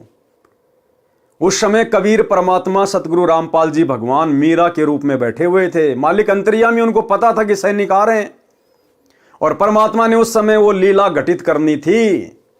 यानी आज आप और हमें ये विश्वास दिलाना था कि मीरा की आस्था, मीरा की श्रद्धा परमात्मा से उपदेश लेने के बाद भी थोड़ी थोड़ी श्री कृष्ण जी में थी। अन्यथा अगर मीरा भी मान लो अगर रिद्धि सिद्धि वाली हो गई थी और यदि उसने अपनी मर्यादा तोड़ दी और जादू जंत्र करके अगर श्री कृष्ण जी की मूर्ति में समा गई, तो इससे भी यही सिद्ध होता है कि मीरा कबीर परमात्मा के उपदेश को फॉलो नहीं कर पाई, उनके ज्ञान को अच्छे से नहीं समझ पाई, मीरा की आस्था श्री कृष्ण जी से हट नहीं पाई। अन्यथा श्री कृष्ण जी की मूर्ति में समाने का क्या मतलब था? अपने परमात्मा का वैसे ध्यान करती रहती, जमीन में समा जाती। श्री कृष्ण जी की मूर्ति में समाने का क्या मतलब था? यानी गुरुदेव भगवान आप और हमारी आंखें खोलने के लिए कि मीरा कितनी अच्छी आत्मा थी, कितना संघर्ष किया, परमात्मा उसके कितना साथ थे, लेकिन परमात्मा भी उस समय फेल हो जाता है जब ये जीव जरा सी भी आस्था अपने गुरु से हटाकर, अपने परमात्मा से हटाकर किसी अन्य देव में लगा लेता है। 100 वर्ष सतगुरु की पूजा एक दिन आन उपासी, वो अपराधी आत्मा फिर पड़े काल की फांसी। तो आप और हमारे लिए शिक्षा है, एक उदाहरण पेश किया गुरुदेव ने मीरा का रूप बना के और उस मूर्ति में समाकर, क्योंकि मीरा की श्री कृष्ण में आस्था समझो मूर्ति में समा गई, बात एक ही है। तो आप और हमें शिक्षा देना चाह रहे हैं गुरुदेव भगवान की, वर्तमान में तुम मीरा जितनी भी गलती मत कर देना। जहां आशा तहां बाशा होई, मन कर्म वचन सुमरियो सोई। अगर ये भक्ति करते करते इस कलयुग की पिछली पीढ़ी में अगर तुम्हारी अपने गुरु के अलावा किसी अन्य में जरा सी भी आस्था रह गई, जैसे आज सतलोक आश्रमों से जुड़े हुए 90% भगत भाई बहनों की थोड़ी सी नहीं, आधी नहीं, पूरी की पूरी आस्था उस दाढ़ी मूंछ वाली कबीर जी की समझे जाने वाली नकली फोटो में है। यानी वही बात है भाई और बहनों, जहां से परमात्मा ने उठाया था संगत वहीं जाके खड़ी हो गई। पहले देवी देवताओं को छोड़ने को तैयार नहीं थी, अब उस दाढ़ी मूंछ वाले कबीर जी की मुर्दा फोटो को छोड़ने को तैयार नहीं है। अब क्या करे भगवान? परमात्मा समझा ही सकता है, रो ही सकता है, प्रमाण दे सकता है, सीना फाड़ के नहीं दिखाएगा कि मैं कबीर हूं तुम्हारा गुरु। तो ये तो हमने तत्व ज्ञान को आधार बनाकर ही समझना पड़ेगा। तो आप और हमारा सौभाग्य साथ संगति से जुड़े हुए भाई बहनों का, जो परमात्मा ने आस्था और श्रद्धा का नामो निशानी खत्म कर दिया किसी अन्य देव में, महादेव में, और वो दाढ़ी मूंछ वाली कबीर जी की फोटो को परमात्मा ने हम सभी सत्सेवकों में प्रेरणा करके टूक टूक करवा दिया, फड़वा दिया, सोशल मीडिया पर वीडियो बनवा दिए दूसरे लोगों को भी संदेश देने के लिए। तो ये साथ संगति गुरुदेव भगवान का विशेष मिशन है, 13वां यथार्थ कबीर पंथ है।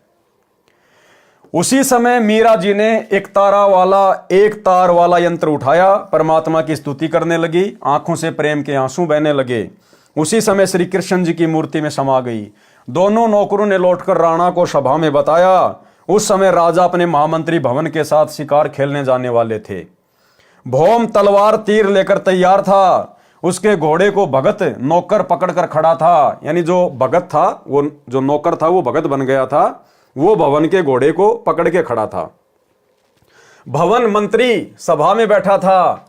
नौकरों से राजा ने प्रश्न किया कि मिली मीरा? नौकरों ने कहा कि मिली थी, मना कर दिया। भगवान की मूर्ति में समा गई। राजा अहंकारी था, उसने कहा कि बाहर जाकर चरित्रहीन हो गई होगी, मुसलमान खत्म कर लिया होगा, इसलिए धरती में गड़ गई। जब जानता वो संत थी, ऊपर आकाश में स्वर्ग में जाती। उस अहंकारी राजा ने और परमात्मा की प्यारी आत्मा के विषय में, मीरा के विषय में क्या कुशब्द कहे कि जब जानता वो भगत थी, जब ऊपर आकाश में जाती स्वर्ग में, जमीन में गड़ गई, कोई मुसलमान खत्म कर लिया होगा। यानी टोंट कसा, व्यंग कसा कि उस समय मानता कि वो संत थी, भगत थी, जब ऊपर उड़ के जाती। अब भाई और बहनों, परमात्मा फिर अपने भगत की बेइज्जती सहन नहीं कर सकता। उसी समय परमात्मा भवन के रूप में प्रकट हो गए। वहां पर मीराबाई के चाचा के रूप में, भवन के रूप में परमात्मा प्रकट हो गए। उस भवन को नहीं पता चला कि मैं कौन हूं और अब मेरे रूप में सारा खेल कौन खेलने वाला है। तब जानता वो संत थी, जब ऊपर आकाश में स्वर्ग में जाती। उस समय भवन भगत खड़ा हुआ और बोला, हे अपराधी। अब हमने पहले क्या पढ़ा, वो तो बहुत डरता था वो अपने भतीजे से। वो जो भवन था, महामंत्री था उसका, वो अपने भतीजे से डरता था। लेकिन उस समय क्या हुआ, तुरंत खड़ा हुआ भरी सभा में और क्या कहा अपने भतीजे को कि हे अपराधी। उस समय भाई और बहनों वो सारी भूमिका, वो सारा रोल कबीर परमात्मा सतगुरु रामपाल जी भगवान ने अपने हाथ में ले लिया। जिस प्रकार आपने कबीर सागर के सरलार्थ में पढ़ा कि हनुमान जी द्रोणागिरी पहाड़ को उठाकर लंका ले गए। गुरुदेव ने क्या बताया, वो उठाता हुआ हनुमान दिखाई दे रहा था, लेकिन सूक्ष्म रूप में हनुमान जी के हाथों के नीचे हाथ किसने दिए? इसी कबीर परमात्मा सतगुरु रामपाल जी भगवान ने। तो इसी प्रकार वो बोलता हुआ तो भवन दिखाई दे रहा था, लेकिन उस समय वो रोल कबीर परमात्मा सतगुरु रामपाल जी ने अपने हाथ में ले लिया। उसी समय भवन भगत खड़ा हुआ और बोला, हे अपराधी, उस देवी के लिए ऐसे कटे जले शब्द ना बोल। यदि वह ऊपर चली जाती तो भी तूने नहीं मानना था, तेरा पाप नहीं मानने देता। मैं जा रहा हूं स्वर्ग में, देख ले। भौम सबके सामने घोड़े पर सवार हो गया, तलवार भी हाथ में थी। घोड़ा ऊपर को उठने लगा तो नौकर रोने लगा कि मालिक, मैं कैसे अकेला इस अन्यायी के राज्य में रह सकूंगा, मुझे भी साथ ले चलो। यूं कहते कहते नौकर भगत ने घोड़े की पूंछ पकड़ ली, वह भी घोड़े से लटक कर ऊपर चल दिया। घोड़े, जूतों व गुलाम सहित भवन स्वर्ग गया। ये सारा खेल कबीर भगवान का, कबीर परमात्मा का। ये सारा खेल भाई और बहनों पूज्य गुरुदेव भगवान का। अब आगे आपको पता चलेगा कि भवन बेचारा कितना दिल का कमजोर था और कितना भय मानता था अपने भतीजे से। और भवन कैसे घोड़े पे चढ़कर स्वर्ग चला जाएगा? और क्यों जाएगा भाई भवन स्वर्ग में? वो स्वर्ग की भक्ति कर रहा था क्या? वो तो कबीर परमात्मा की भक्ति कर रहा था। हमारे को तो स्वर्ग में जाना ही नहीं। लेकिन परमात्मा ने यहां फिर यह साबित किया मीराबाई की तरह कि भवन की आस्था भी स्वर्ग में थी, उसकी आस्था भी श्री विष्णु जी में थी। भले नाम रविदास जी से ले रखा था, भले मंत्र ये वाले जाप करता था, लेकिन आस्था मूल ज्ञान के अभाव में, भक्ति के कंप्लीट कोर्स के अभाव में उन आत्माओं की आस्था अपने उन्हीं इष्ट देव में रही। कोई श्री कृष्ण जी को मानता, कोई शंकर को मानता, कोई माता जी को मानता। इसलिए परमात्मा ने आप और हमें शिक्षा देने के लिए ये उदाहरण पेश किया कि उनकी आस्था पूर्णतया परमात्मा में नहीं बनी थी, और जिसको टारगेट मान के वो भक्ति कर रहे थे, परमात्मा ने वहीं उनको पहुंचा दिया स्वर्ग में। और उस अहंकारी राजा के सामने इस प्रकार की लीला दिखा के परमात्मा ने उसको भी भरी सभा में नीचा दिखाना था कि हो सकता है इस अन्यायी का थोड़ा बहुत अहंकार टूट जाए। यूं कहते कहते नौकर भगत ने घोड़े की पूंछ पकड़ ली, वह भी घोड़े से लटक कर ऊपर चल दिया। घोड़े, जूतों व गुलाम सहित भवन स्वर्ग में गया। विशेष एक नित्यानंद जी महाराज गांव माजरा जिला रोहतक में जटेला तालाब पर साधना किया करते थे। जटेला तालाब 4 गांव की सीमा पर माजरा की सीमा में है। गांव है माजरा, बिगावा, बास, अचीना आदि आदि। ये दादरी जिले के हैं। उनके विषय में कहा जाता है कि वे सशरीर ऊपर गए हैं। वे श्री विष्णु जी के पुजारी थे। उनको ऊपर जाते किसी ने आंखों तो नहीं देखा, परंतु पूर्ण विश्वास यही है। संत गरीबदास जी स्पष्ट करना चाहते हैं कि श्री रामचंद्र के साथ सब अयोध्यावासी स्वर्ग गए थे। राजा हरिश्चंद्र के साथ काशीवासी सब स्वर्ग गए थे, परंतु जन्म मरण न तो श्री रामचंद्र जी का समाप्त हुआ, वे श्री कृष्ण रूप में जन्मे फिर मरे, न राजा हरिश्चंद्र का जन्म मरण समाप्त हुआ, वे 10वें अवतार के रूप में आगे जन्म लेंगे। करोड़ों व्यक्तियों को मारकर कोरे पाप इकट्ठे करेंगे, नरक में गिरेंगे। नित्यानंद जी तथा भौम जैसों की गिनती क्या की जाए। केवल कबीर परमात्मा की सत्य साधना 3 बार दीक्षा वाली अधिकारी से लेकर करने से जन्म मरण सदा के लिए समाप्त हो जाता है। वर्तमान में मेरे यानी संत रामपाल के अतिरिक्त विश्व में किसी को 3 बार की दीक्षा देने का अधिकार नहीं है। ये वीडियो के माध्यम से मेरा इलेक्ट्रॉनिक शरीर हजारों वर्ष कलयुग में दीक्षा देगा। अरब खरब मानव स्त्री पुरुष जो दीक्षा लेकर मर्यादा में रहकर आजीवन भक्ति करेंगे तो मोक्ष में कोई शंका नहीं है।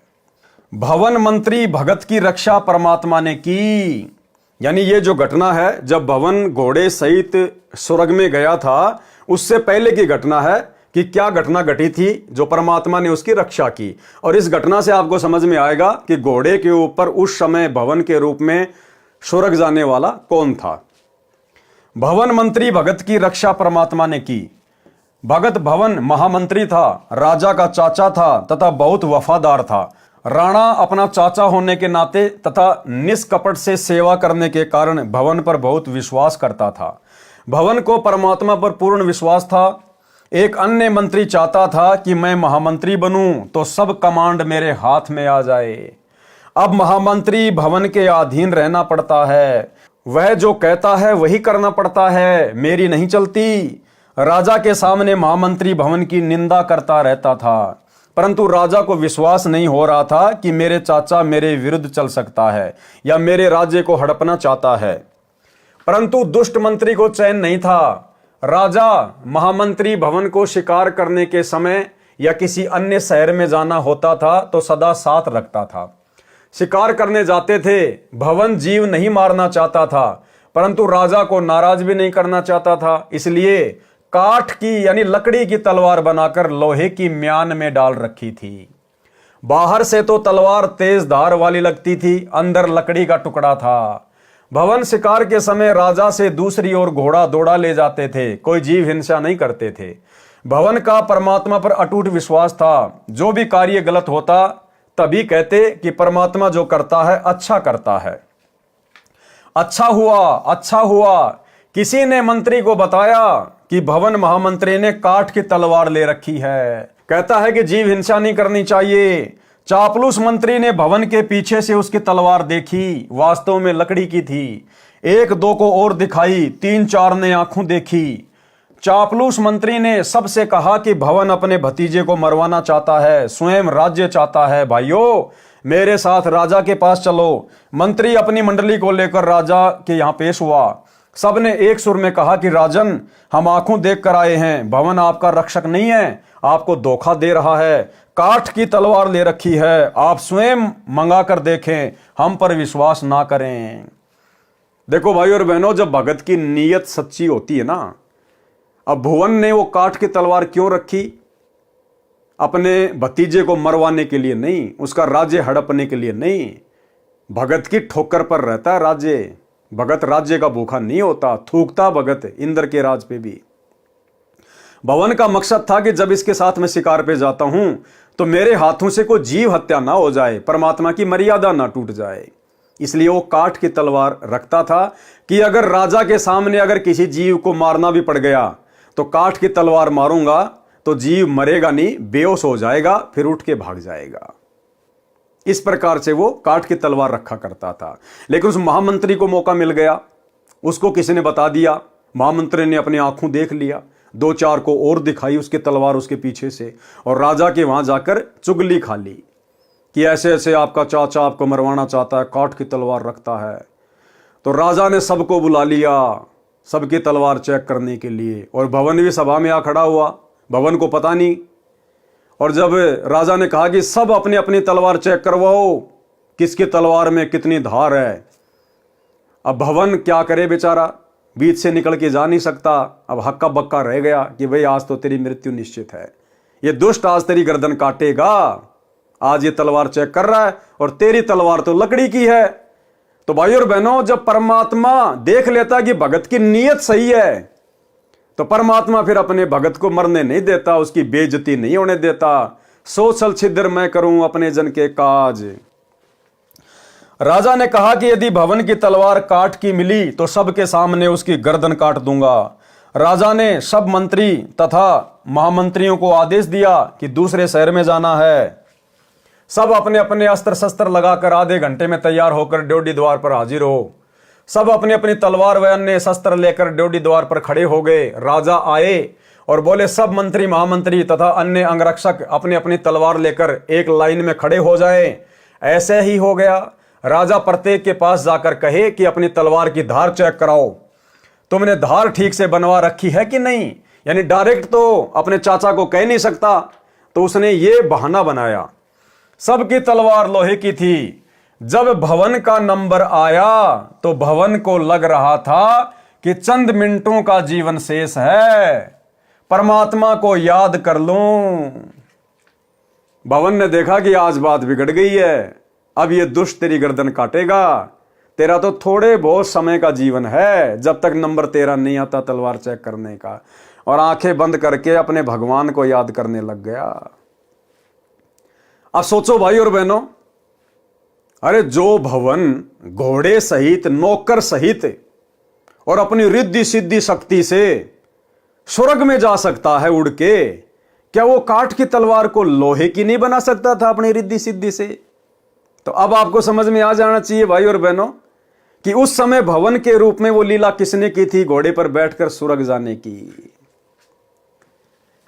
राजा प्रत्येक के पास जाकर कहा कि तलवार की धार चेक कराओ, तुमने धार ठीक से बनवा रखी है या नहीं? सबकी तलवार लोहे की थी। जब भवन का नंबर आया तो भवन को लग रहा था कि चंद मिनटों का जीवन शेष है, परमात्मा को याद कर लूं। भवन परमात्मा का नाम जो गुरुजी से ले रखा था जाप करने लगा। आप और हमें एक और शिक्षा दे रहे हैं गुरुदेव भगवान, जब कभी कभार तुम्हारे सामने भी इस प्रकार की परिस्थिति पैदा हो जाए, तुम्हारे को कुछ भी समझ में ना आए, तो उस समय फिर अपनी तिगड़मबाजी को छोड़कर अपना दिमाग इधर उधर दौड़ाने के बजाय और जो सुमरण दे रखा है गुरुदेव भगवान ने, अपने परमात्मा में ध्यान लगा देना चाहिए। कोई विशेष संकट आता दिखाई दे, कोई परेशानी दिखाई दे, तो उस समय सुमरण ही हमारा हथियार होना चाहिए, सुमरण ही हमारा सहारा होना चाहिए। फिर परमात्मा आपत्ति को टाल देता है। भवन परमात्मा का नाम जो गुरुजी से ले रखा था जाप करने लगा। राजा ने कहा कि महामंत्री तलवार म्यान से निकाल। भवन को पता ही नहीं चला कि कब तलवार म्यान से बाहर निकली, वह तो अंतिम श्वास ले रहा था। अब भवन के तो होश उड़ गए, उसको तो पता ही नहीं, परमात्मा ने उसको निष्क्रिय कर दिया। जैसे रामचंद्र जी के पास गए परमात्मा रावण के साथ युद्ध वाले क्षेत्र में, तो रामचंद्र जी को पता नहीं परमात्मा ने कहां खड़ा कर दिया, गुप्त अदृश्य कर दिया। और रामचंद्र के रूप में फिर तीर किसने मारा? कबीर परमात्मा ने रावण की नाभि में, और नाम हो गया रामचंद्र का। तो ठीक इसी प्रकार जब भवन का नंबर आया तो भवन ने देखा भैया बस तेरा लास्ट समय आ गया, गुरुजी को याद कर ले। वो तो अपना सुमरण में ध्यान लगा लिया, परमात्मा ने उसकी बुद्धि ऑफ कर दी, उसको तो कुछ नहीं पता क्या हो रहा है क्या नहीं हो रहा है। और उस समय वो दुनिया को भवन दिखाई दे रहा था, लेकिन उसी समय सूक्ष्म रूप में परमात्मा आ गए और तलवार निकाली। भवन को नहीं पता कब तलवार निकल गई, कब चेक हो गई। और जैसे ही तलवार निकाली परमात्मा ने भवन का रूप बना के, वो तलवार स्टेनलेस स्टील की, जितने भी लोग थे सबसे ज्यादा चमकदार बिजली की तरह यूं चमक रही तलवार, सब लोग हक्का बक्का रह गए। अरे इसके पास में ऐसी गजब की तलवार कहां से आ गई? अभी तो हमने अपनी आंखों से देखा था लकड़ी की तलवार थी। तो ऐसे खेल खेलता भाई और बहनों परमात्मा अपने भगत के लिए।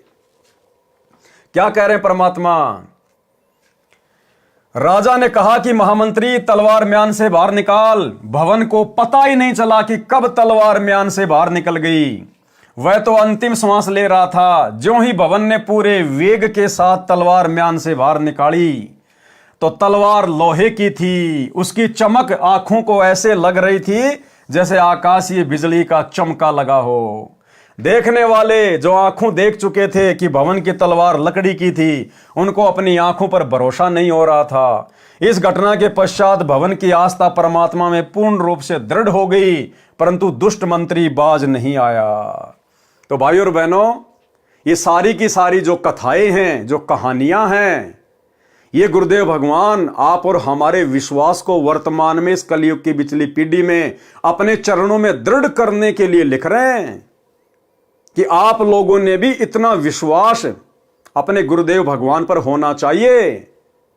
उसके बाद परमात्मा ना जाने आपके रूप में क्या क्या खेल खेल देगा, होनी को अनहोनी कर देगा।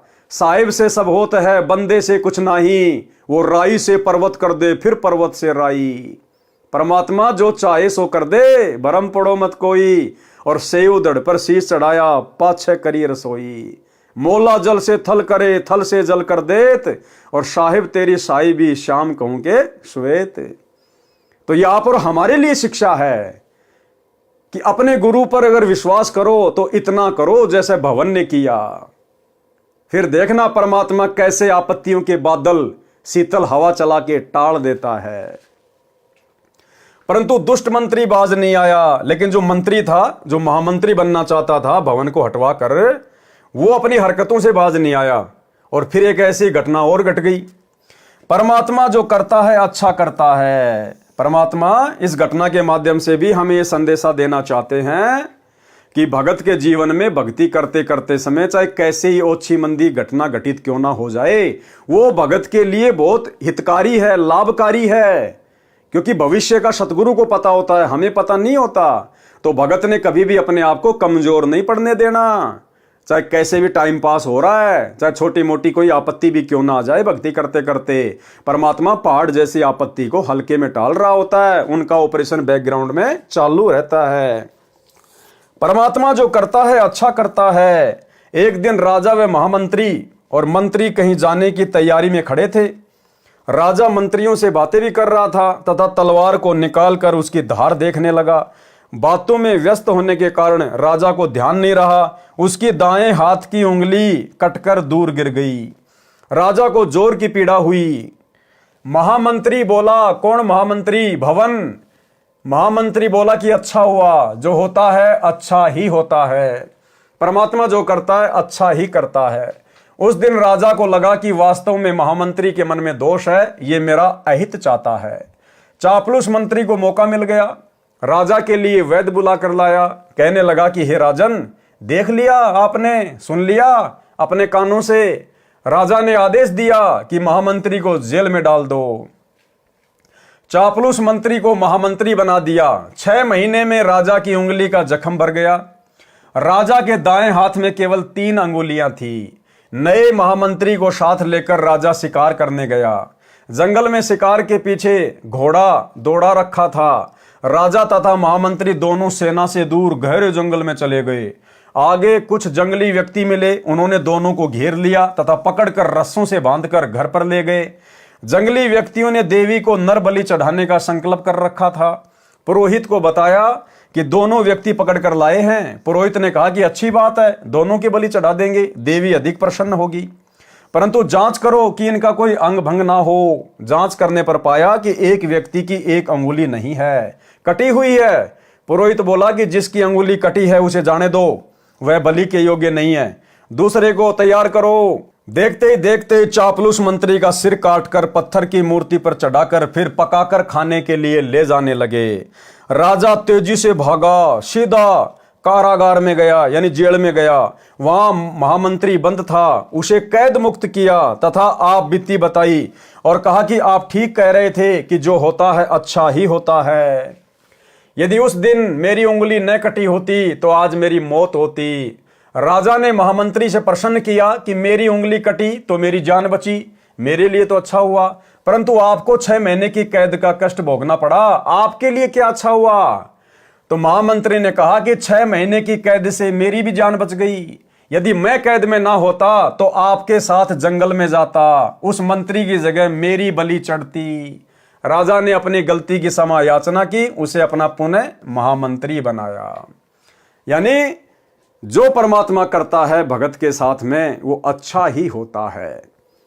देखो, जगत वालों को तो जैसे उनके जो कर्म हैं उस हिसाब से उनके साथ घटनाएं घटित होंगी।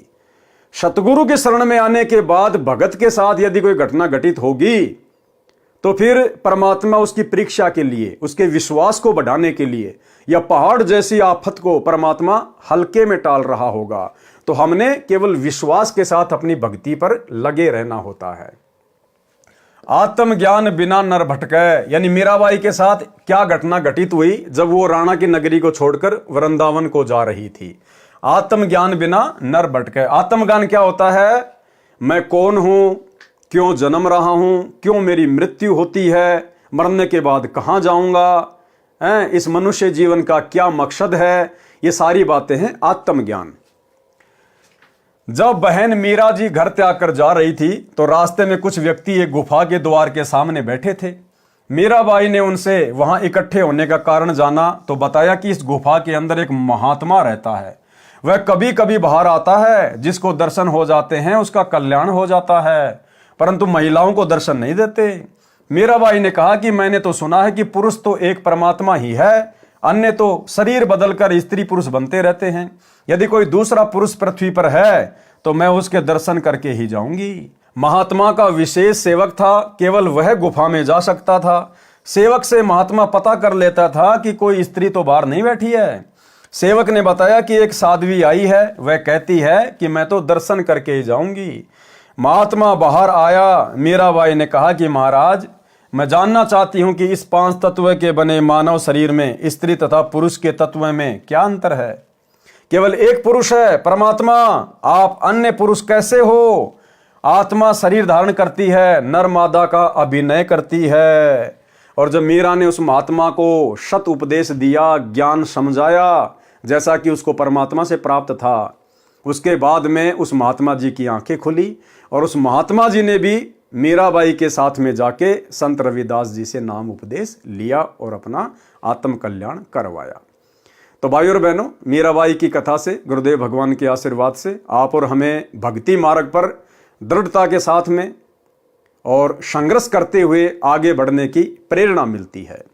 और इसी प्रकार से हमने इस कलयुग की बिचली पीढ़ी में इन तमाम कथाओं से शिक्षा लेकर अपने आप को कमजोर नहीं पड़ने देना है, क्योंकि हमारे बैकग्राउंड में, हमारी पीठ पीछे समर्थ कादर भगवान, सतगुरु रामपाल जी भगवान लोहे की तरह खड़े हैं, लोहे की तरह।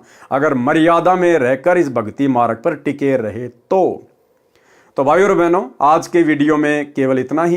कल रात्रि 8 बजे सभी भाई बहन फिर से लाइव जुड़िए एक नए वीडियो के साथ में। तब तक गुरुदेव भगवान आप और हम सभी को आज्ञा दे, इजाजत दे, आशीर्वाद दे। बंदी छोड़ सतगुरु रामपाल जी भगवान की जय हो।